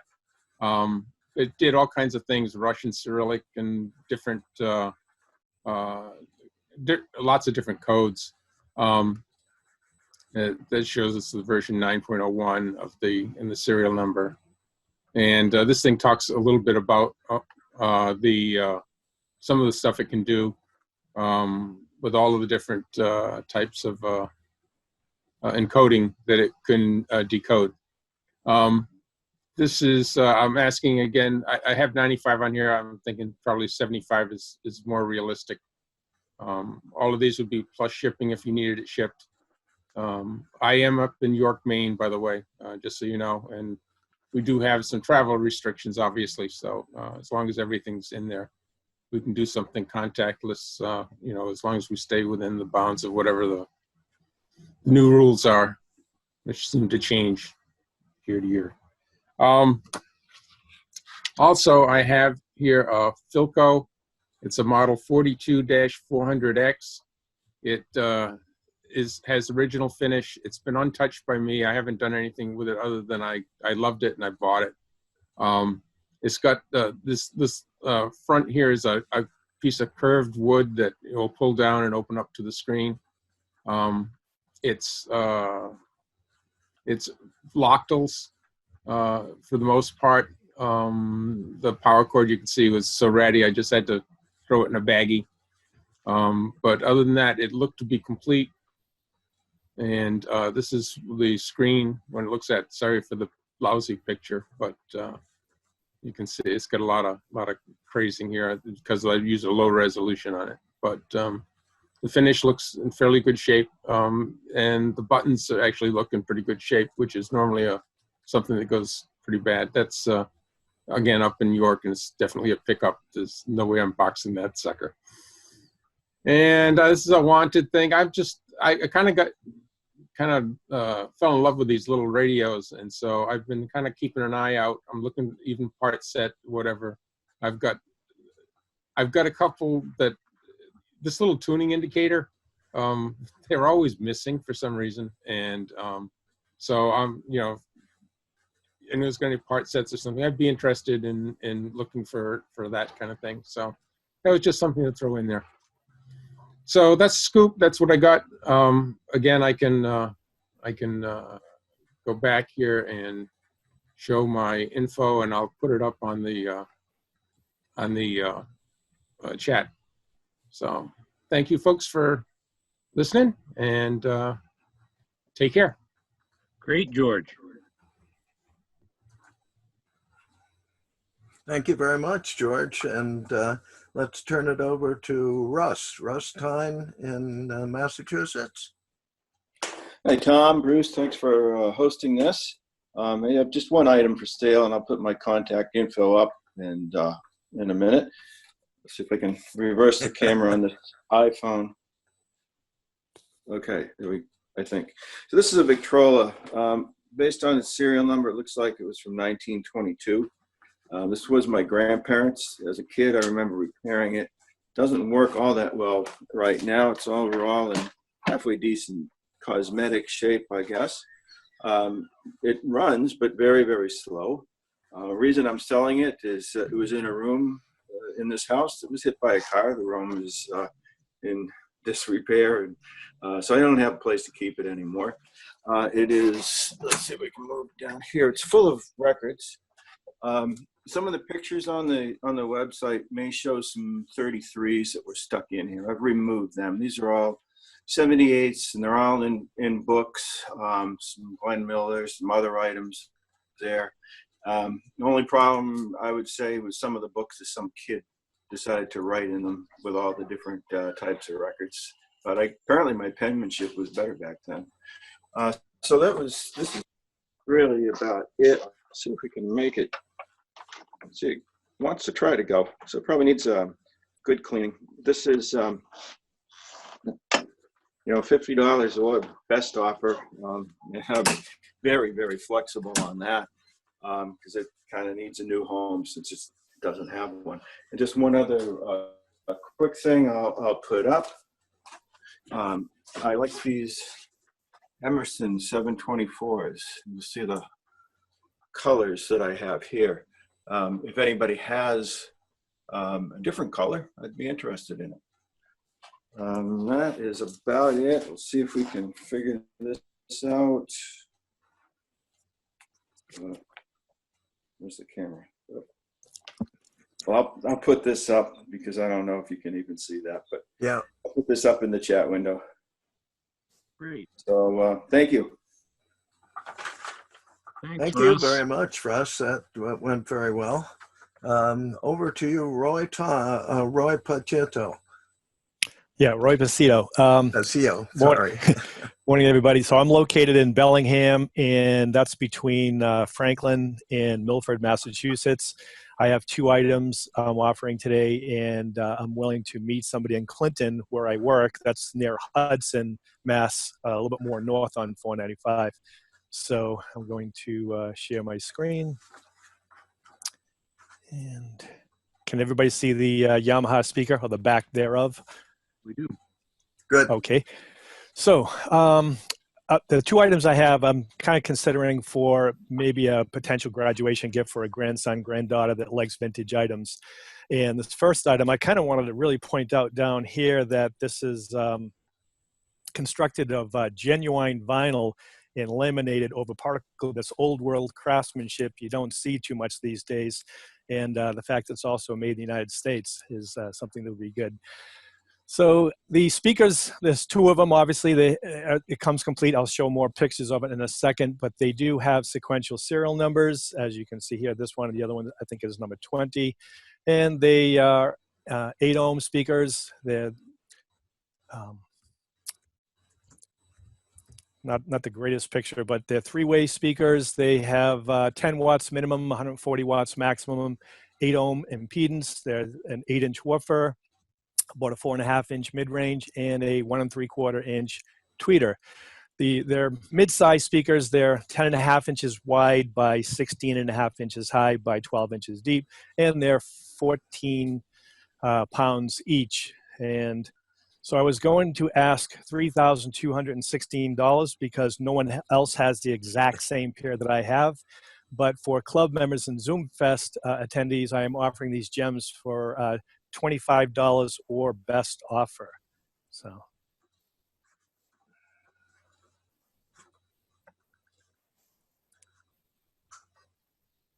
The speaker grills are in very good condition as well, and the vinyl, well, it's okay. So, next I have a Pioneer SX 550 in very good condition, and pretty much works fine. The bulbs all light up. It probably will need a little bit of deoxit cleaning of the switches and potentiometers because there is some scratchiness, not horrible. I had a Bose receiver, the Bose 360, that don't know if anybody remembers from like late 70s, early 80s, that did some deoxit. The stuff works magic, and it cleaned it up beautifully. So this one has got normal wear for its age, and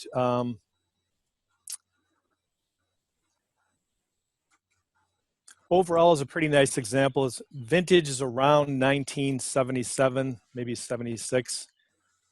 And it's got the phono input, the tape input.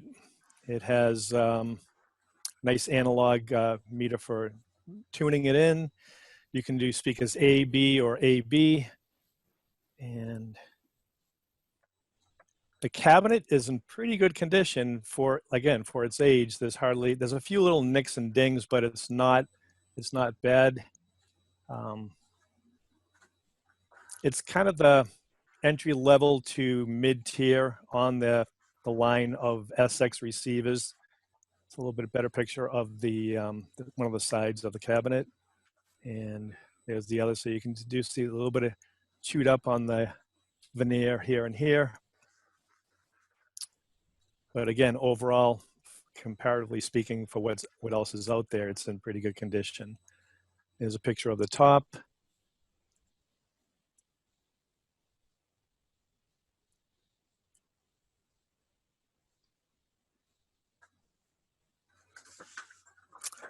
All right, and so my contact information, if anybody is interested, I'm going to put that up on the screen next.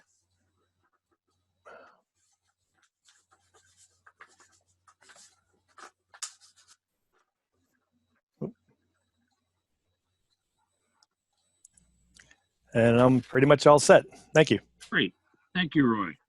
Thank you very much. That was very interesting. I'd like to just mention that we have a late request for an entry in the contest. We have 2 more people to present, and then Larry has asked to add an item to the contest. So Hugh, you are next on the list. Then we have Tim Martin, and then Larry. Is that right, what you have, Bruce?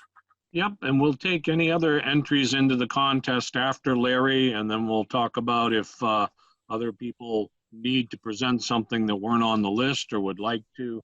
I have a couple of one items myself, so I'll do that after any contest entries. Go ahead. Hi guys, can you hear me? Yes, good. Look, good. See my name and such. So yes. I'm really missing MIT Flea Market on the yard in Brookline for my basement full of stuff. Company closed earlier this year. I rescued a lot of stuff that was going to the trash bin. Thanks to Roy, the previous presenter, for taking us a little more modern. And I just, this will come up later, but just want to recognize that Teflon was invented in 1938. So this is a set of 3 home-built from a Harvard, I think a home of a Harvard physics or optics professors. Anyway, his 6L6 output Williamson amp. I'm asking, it's a solid state preamp. There's a couple more pictures underneath. I'm asking $300 for it only because this damn transformer, the output transformer, goes for that kind of money. Otherwise, regulated power supply. It's missing the, hold on a second here. There's the underneath. Missing the cinch connector cable that goes between these things and some funny microphone connectors, but it'd be a great hi-fi project for someone. And the documentation's all with it.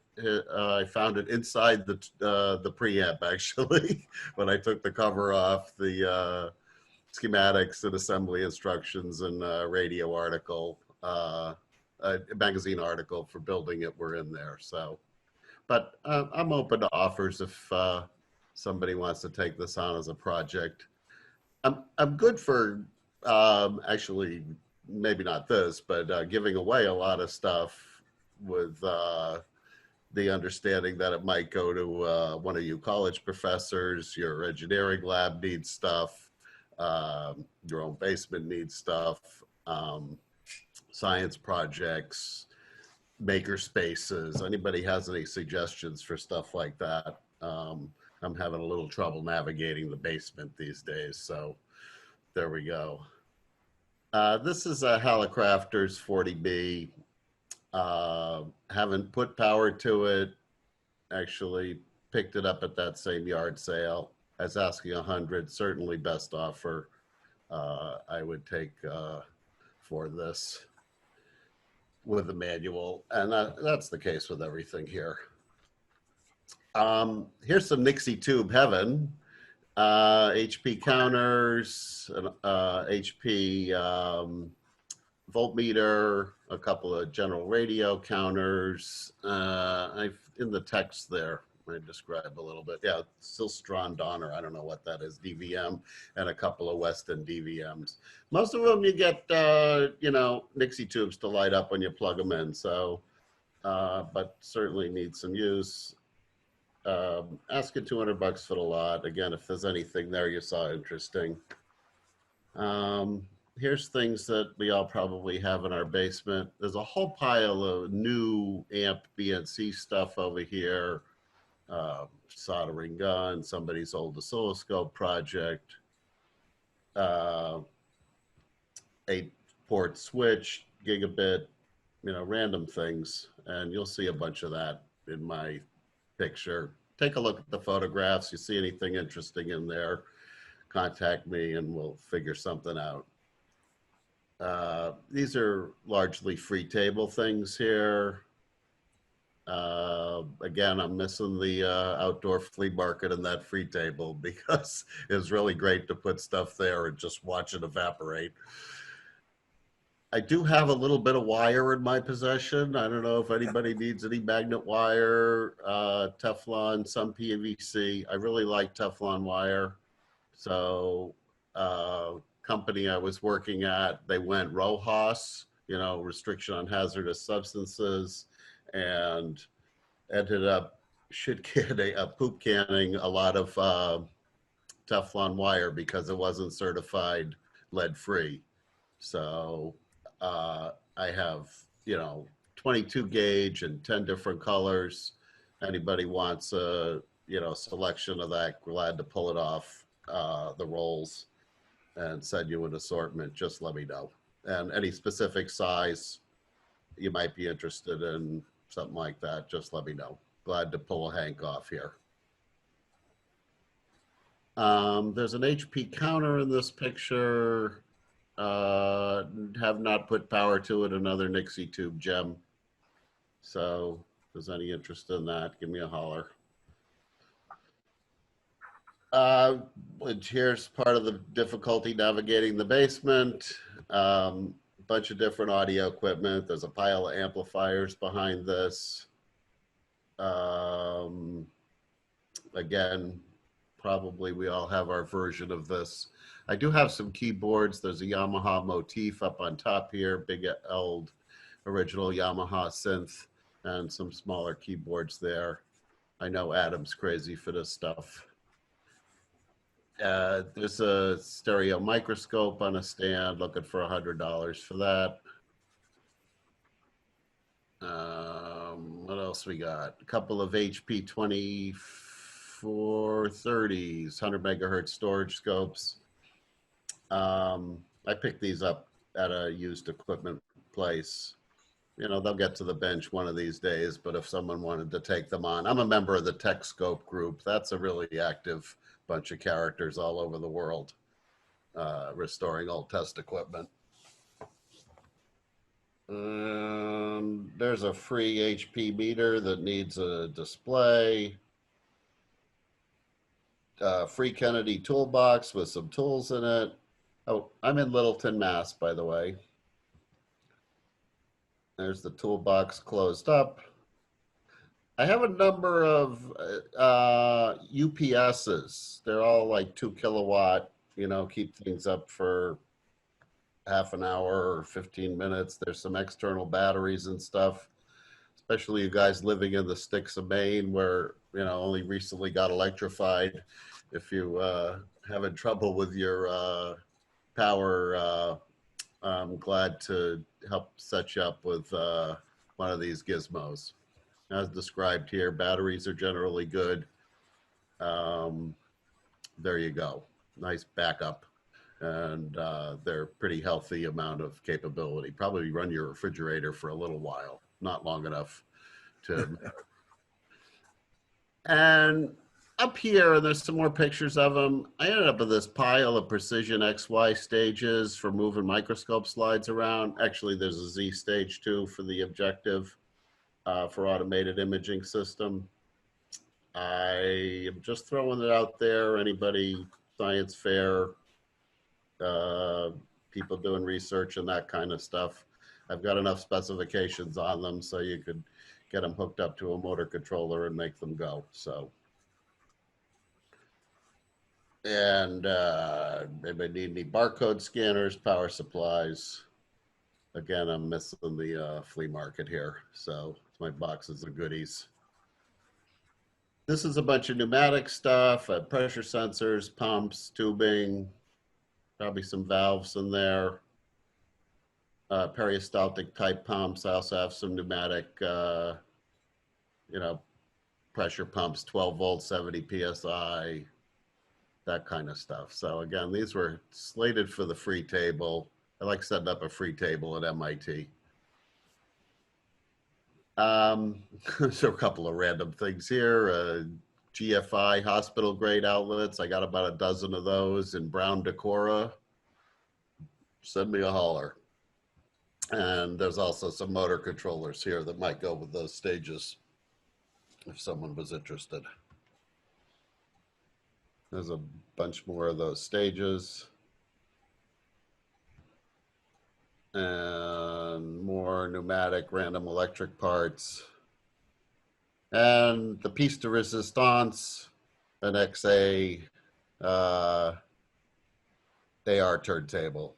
Not as bad as that foam stuck on the platter looks, although the cartridge shell I think is a little loose.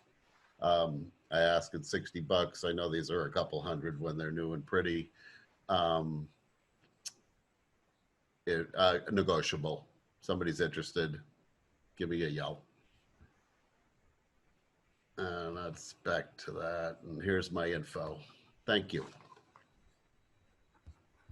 Thanks very much, Hugh. That's fascinating stuff. I sure wish it was possible to go poke around in there. And I'm looking forward to when we can do that again. I can see that you're going to populate that free table just beautifully. Thank you. Okay, let's turn it over to Tim Martin. Are you out there, Tim? Yes, hi. I'm Tim Martin. Here's my contact information. My email is my ham radio call sign and my telephone number. And I'm in Lee, Mass, which is the extreme western end of Massachusetts. I do not have any radios right now to show you for sale, although I do have many. I would like to give a plug for the Antique Wireless Association, if that is okay. Absolutely, go ahead. Okay, and the reason I'm doing that is because this year I am the editor for the Antique Wireless Association Review. It's the annual book that the AWA puts out. It consists of 6 to 8 short stories about radio history. And it's at the printers right now. I was working very hard at getting that ready. It's at the printers right now. And I know there's at least 2 of you who are members of the AWA, that is Tom Pereira and John Terry. This is what the cover will look like. And it is Alexander Popov, a Russian from 1895. And the back cover shows his lightning detector that he invented in 1895. It is similar to a radio receiver of that age, but it is not.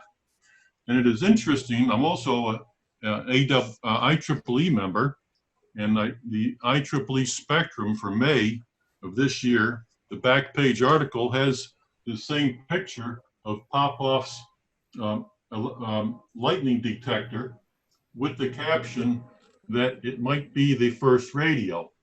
And in the Antique Wireless Association Review, there's an excellent article by Eric Wienis that says that ain't so. And he gives a a very, very good explanation of why that ain't so. Okay, so certainly the IEEE has got a much bigger distribution than the AWA. I would encourage you to become a member of the AWA, or at least to buy the annual book, and that's available in about a month. Thank you, Tim. I wonder, I was an editor of the review for several years, and I wonder if you could just take a moment to read us the name of the articles in the review for now, because it has always been an extremely professional publication, and it dealt with wireless, and actually the people who write articles for that really research the subject very carefully. So do you have that available? Yes, I do. Dave Wunsch, I think he may be a member of this club here. He lives in Arlington, Mass. He wrote an article about Harvard's radio past. And this is part 2 of an article that he's written. Then another article is about the KDKA. This is the 100th anniversary of broadcasting by KDKA, which some may consider the first radio broadcaster, and some may not, of course. There's an article about Zay Bach, who was a radio adventurer in 1930, and he on an airplane. He was a radio operator on an airplane, 1930, and he had a pilot Super Wasp with him, and that was his claim to fame. All the adventures there. There's articles about a Canadian wireless station on board the ship, the St. Roque, in the 1920s, 1930s, up to 1945. The article about Alexander Popov and versus perhaps Marconi, and who was the inventor of radio telegraphy. A well-researched article by Eric Wienis, who has been the previous editor. I took over for him. I think it's very convincing. And then an article about the beginning of FM radio by Mike Molnar.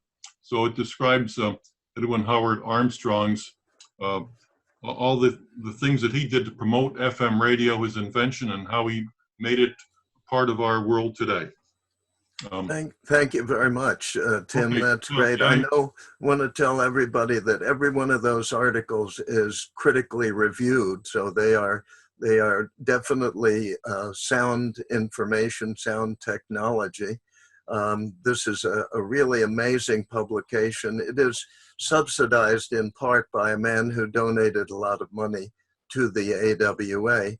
And the great thing about it is this entire review is part of your membership fee for the AWA. So if you join AWA, you're going to get this, and you also get a quarterly publication. It used to be called the Old Timers Bulletin, and it's now called the AWA Journal. Thanks very much, Tim. We appreciate that. Okay, thank you, Tom. Okay, and let me turn it over to Larry, who has a contest entry for us.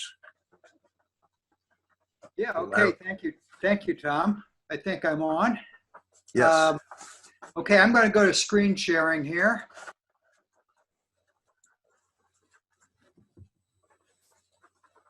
Okay, can everybody see that? We can. Okay, this is a photo, obviously, of a radio I have. This is a one-tube homebrew regenerative set that my grandfather built when he was attending Princeton around 1924. Okay, so he was probably about 20 years old when he built this.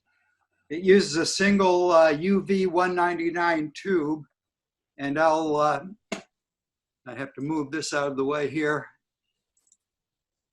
This is a photo of it opened up, obviously. You can see the uses a variometer in the plate circuit. The UB 199 is here. Homemade antenna coil here. Tuning capacitor with the vernier capacitor for dialing in the stations. I hook this up quite often in the winter to one of my outdoor antennas and get stations from all over the east of the Mississippi. And it's a fun little radio to use. I'm going to quit screen sharing now. Geez, I have to. Oh, there we go. Had to move something out of the way. So anyway, just to prove that they're not just pictures, here's the radio. And one neat thing is, I don't know if you can see this here that I'm pointing to. This is a calibration curve my grandfather made that equated wavelength to the 0 to 100 scale on the tuning dial. But so this is the tuning here with the vernier tuning here, or fine tuning rather, in the middle. So it's got a little knob in the middle and the big main tuning knob outside. This is the filament rheostat, and this controls regeneration with the variometer. So that's my contest entry. And I have something for the... Your number is 4, correct? My number is 4. That's correct. 4R. Okay, everybody vote for 4R, okay? Question, Larry, on the top of that radio, look, what were the 2 white paintbrush marks? Do they have any significance? I don't know what that is, Carl, but it's very tightly built. I don't know if you can see this here, but this is chiseled out so that you could turn the variometer to be perpendicular. Otherwise, it would have lifted the lid. Nice. Very nice. Thank you. Okay, one more thing. Free table. It's HP model 4261A LCR meter. It powers up, but it constantly auto ranges. And it's beyond my pay grade to fix this. But if anybody wants it, it's free, and we'll figure out how to get it to you somehow. Are those Nixies in there, Larry? Nixies? No, LED. Okay. Yeah. Okay, let's turn it over to Bruce then. Bruce, you're on next. Okay, I have 2 things I'm looking for. The first is this piece right here, which goes on a Silvertone radio. Silvertone radios look like this. Can we see where the dial is on here? Because I can't see myself up here. I have 2 of these radios, and I actually have a third. And my goal here this year before winter is this will be the first time I've refinished a radio in over 30 years. So I'm going to refinish the pair of these, and I have a third one also, but I'm missing this. So if somebody in the club can come up with an idea where I can get one of these, I will be donating the radio to the to NEVEC for the auctions or the raffles for NEVE 4. So hopefully somebody can help me figure out where to find out another one of these. My other request is I'm looking for a grill for this radio off any of the Emerson Aristocrats, Patriots. This one's pretty wavy, and I'm looking for one that has some decent quality to it. So obviously I'm willing to pay well for that. I'm hoping there's a busted up cabinet one out there with a decent grill in it. So those are my 2 want items. It would tickle me pink to find either of them. I'll do a couple more quick general announcements, and then we'll ask if there's anybody else who wants to enter something in the contest. But my quick statement again is about getting your ballots out. Write some names into those ballots. I think everybody in the club should be an officer at some point in time. I understand that timing is everything in this world, and Sometimes you can't, but I think there's nothing wrong with writing yourself into a position.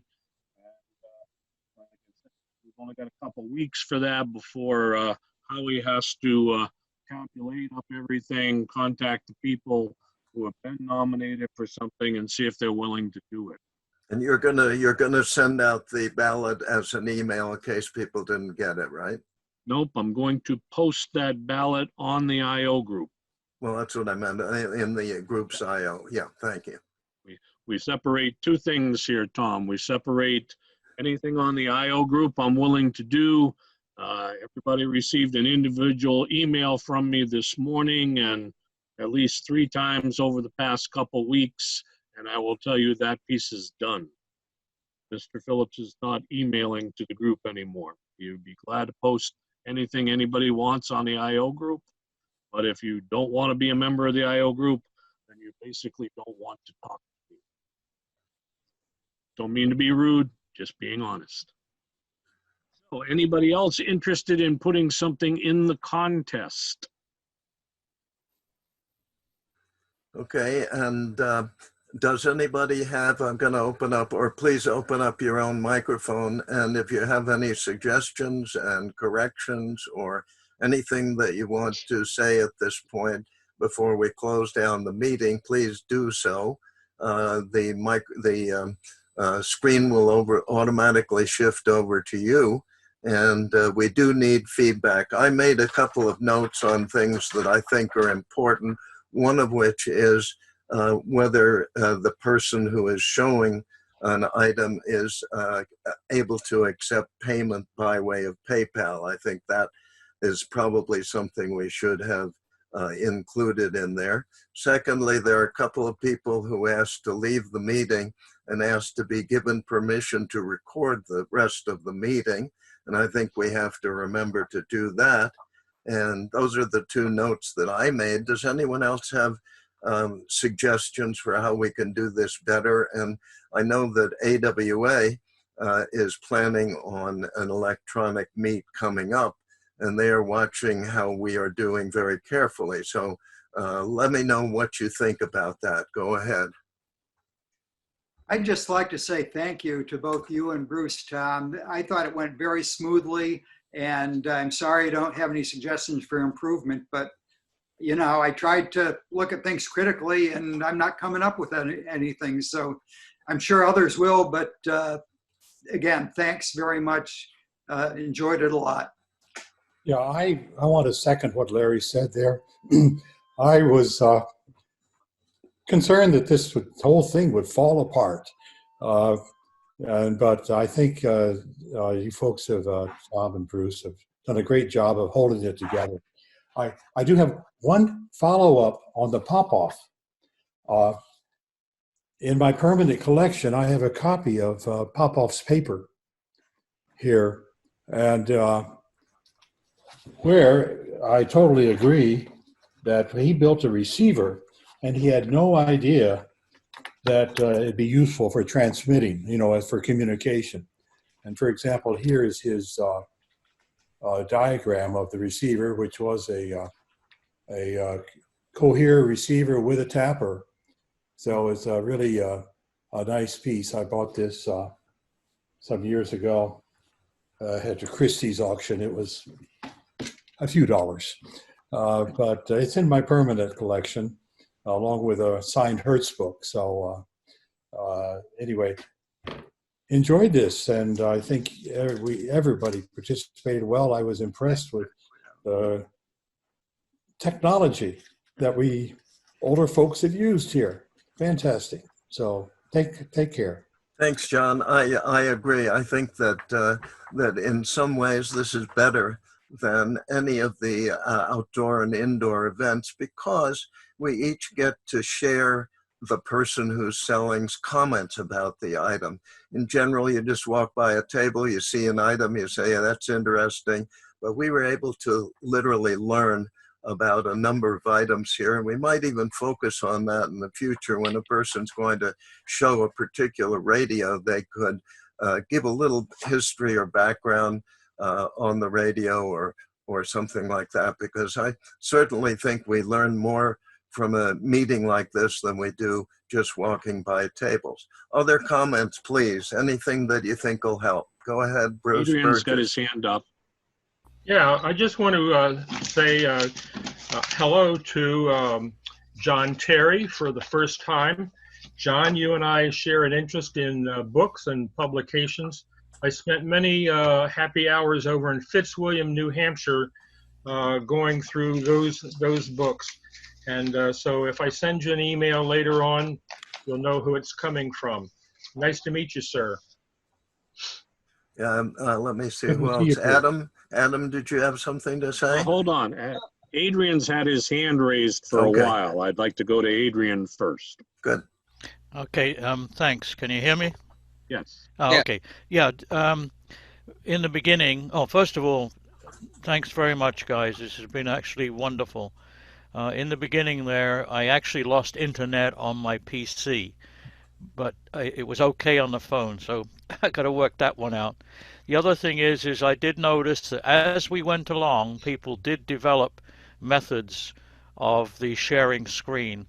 And it's silly because I actually had the slides and I could have put the program up and just gone to it. So, but it was very good to see how people developed their method, whether it was just having the radio in front of them and waving it about and little cards, whatever kind of floats your boat, but it did teach me something. So thanks very much, guys. Great. I have to say something quick and then turn it over to Jeff. I want to thank Adrian and Bob and Rolf for having these great backgrounds. My banana box is half as much as I've enjoyed what's in back of you. So thanks, guys. You need to put something out on the IO group to tell me how to do that. I'm actually in this picture. This was taken about 7 years ago. I'm holding my daughter, who's now 8, but she's an infant in this picture. And the bald guy there. Very nice. Yeah, mine is Boxborough, Hamfair. Nice. Jeff had his hand up there. You, Jeff? Yeah, hey, I just want to comment. I agree with Tom. The reaction from the ZoomFest. It was great, especially when you get to show bigger pieces in our collections too that you can't bring to the flea markets or even to the Hampshire show. So yeah, it was great, and good chance to some contacts too. The area I learned there was people in Connecticut here I didn't even know existed, so it was great. So thank you, Jeff. Who else has comments? Preferably something we can change and make better. Go ahead, Ralph. All right. The only room for improvement I can see is a 5-minute bathroom break in the middle. Very good idea. Bathroom and coffee break. I think you're absolutely right. We need an intermission. Thank you very much. I don't want to miss anything. Good idea. And you get involved in this thing, you don't want to miss anything. So you don't want to really be uncomfortable for the second half. Very good. And you don't want to bring the laptop in with you because that's violating a lot of bylaws. Very good. Anybody else? I might have a contest what were the contest categories? That was my question. You have radio and you have vintage electronics, non-radio. So all right. Anything in your collection will do, Adam. All right, I'll share one of them. It's I said it's a little outside the remit for this group, but hey, well I've been into this old vintage electronics stuff for years. So let's see if I can get this working. Oops. Okay, sorry for the little delay, but we shall get this on the screen. All right. Oh, Pat, how wonderful. Yes, a original Commodore PET 2001 from 1977 was one of the very first home computers you could get that had a screen and a keyboard built in, which was not a common thing back then. And here's a few more pictures, a couple more views, kind of a vertical view I tried to do. And here's what it has under the hood. Literally, it has a hood. Basically, you see the prop rod on the side right there. and it just lifts up. I mean, I think those little brackets there would have screws in them. I think. I'm not 100% sure, but I said the prop rod there keeps it up, keeps it tipped up, and you've got the board inside with all these early, integrated circuit chips, and most of them in sockets, at least not the bigger ones. I mean, these are the ROMs. I think that's the CPU up there. There's a few other support chips, blah, blah, blah. There's the back panel, which has the sticker from the front stuck to it for some weird reason. And then you've got another view of that. Closer view of that back panel with that sticker, which would be over here, that area.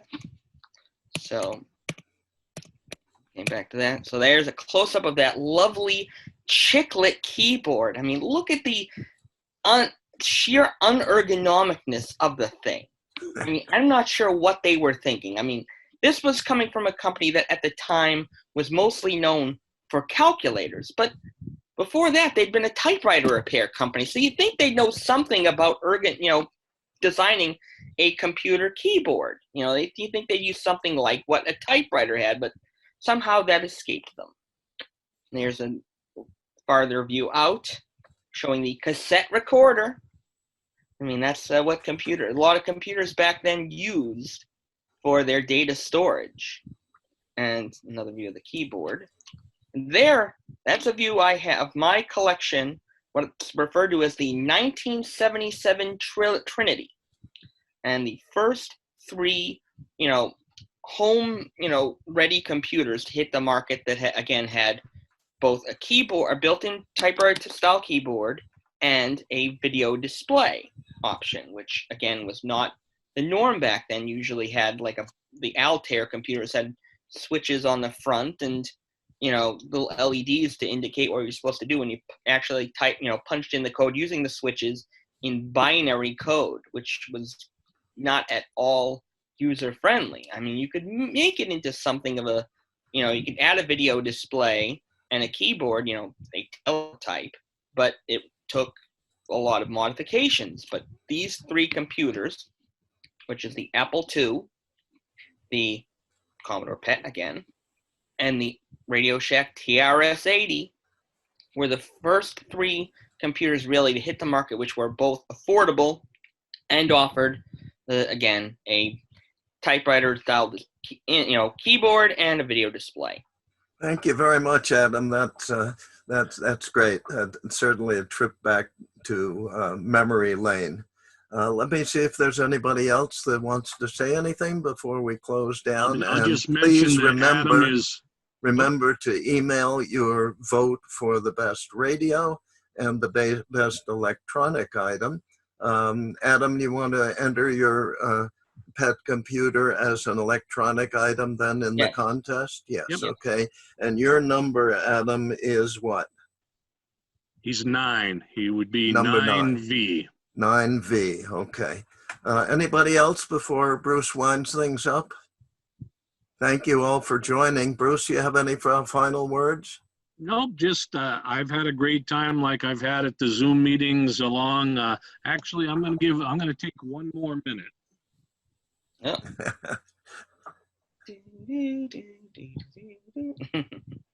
This is not an entry in the contest, but can we see this? I don't Hold see it up higher. Let's put it up higher. There you go. Okay. I can't see myself on the screen, so I don't know what I'm doing wrong, but it's all right. I'm showing this. It's a beautiful piece. And for those who know this set, this is an Emerson 148, or at least that's what it should be. This is a fake. This has been remade. The radio itself is an Emerson 130. It's an Ingraham cabinet radio, but probably one of the lowest grade Ingrahams. If you were looking at the books on it, the radio itself is a $50 radio. So it shows up tipped back in this really nice cabinet. You're dropping out your audio, Bruce. Come a little closer to the mic. When I have to think about where a mic is on a laptop. That's Anyway, the point I'm making is, Tom did a great presentation on some earlier fake things, and I'm here to tell you that fakes are still happening throughout the radio business. I mean, this is a beautiful piece and it's excellent workmanship, but it isn't real. And I've seen this floating out on the internet a couple times in the past 6 months, we'll say. So I tell somebody if they see one of these and it looks too good to be true, it was too good to be true. Thank you, Bruce. And I'd like to remind everybody that our next meeting is on the 28th at 7 p.m. That's Thursday at 7 p.m. And we will send out an announcement only on the groups .io group. So if you are a member and have come into this meeting, please join the groups.io group. You'll find the link to join the group in the email that Bruce and I sent out this morning. And with that, notice that we are exactly 3 hours into this meeting, and we definitely needed that bathroom break that you mentioned. Thank you all for joining, and have a great rest of the weekend, great weeks, and look forward to seeing you on Thursday, the 28th. Last thing. Question. Where do we Votes in by 1 o'clock, everybody. Yeah, please send your conference. emails in. Send your votes in to radioorphanage@comcast.net by 1 o'clock this afternoon. Bye-bye. Bye-bye. Closing Thanks. down. Bye, everybody. Bye.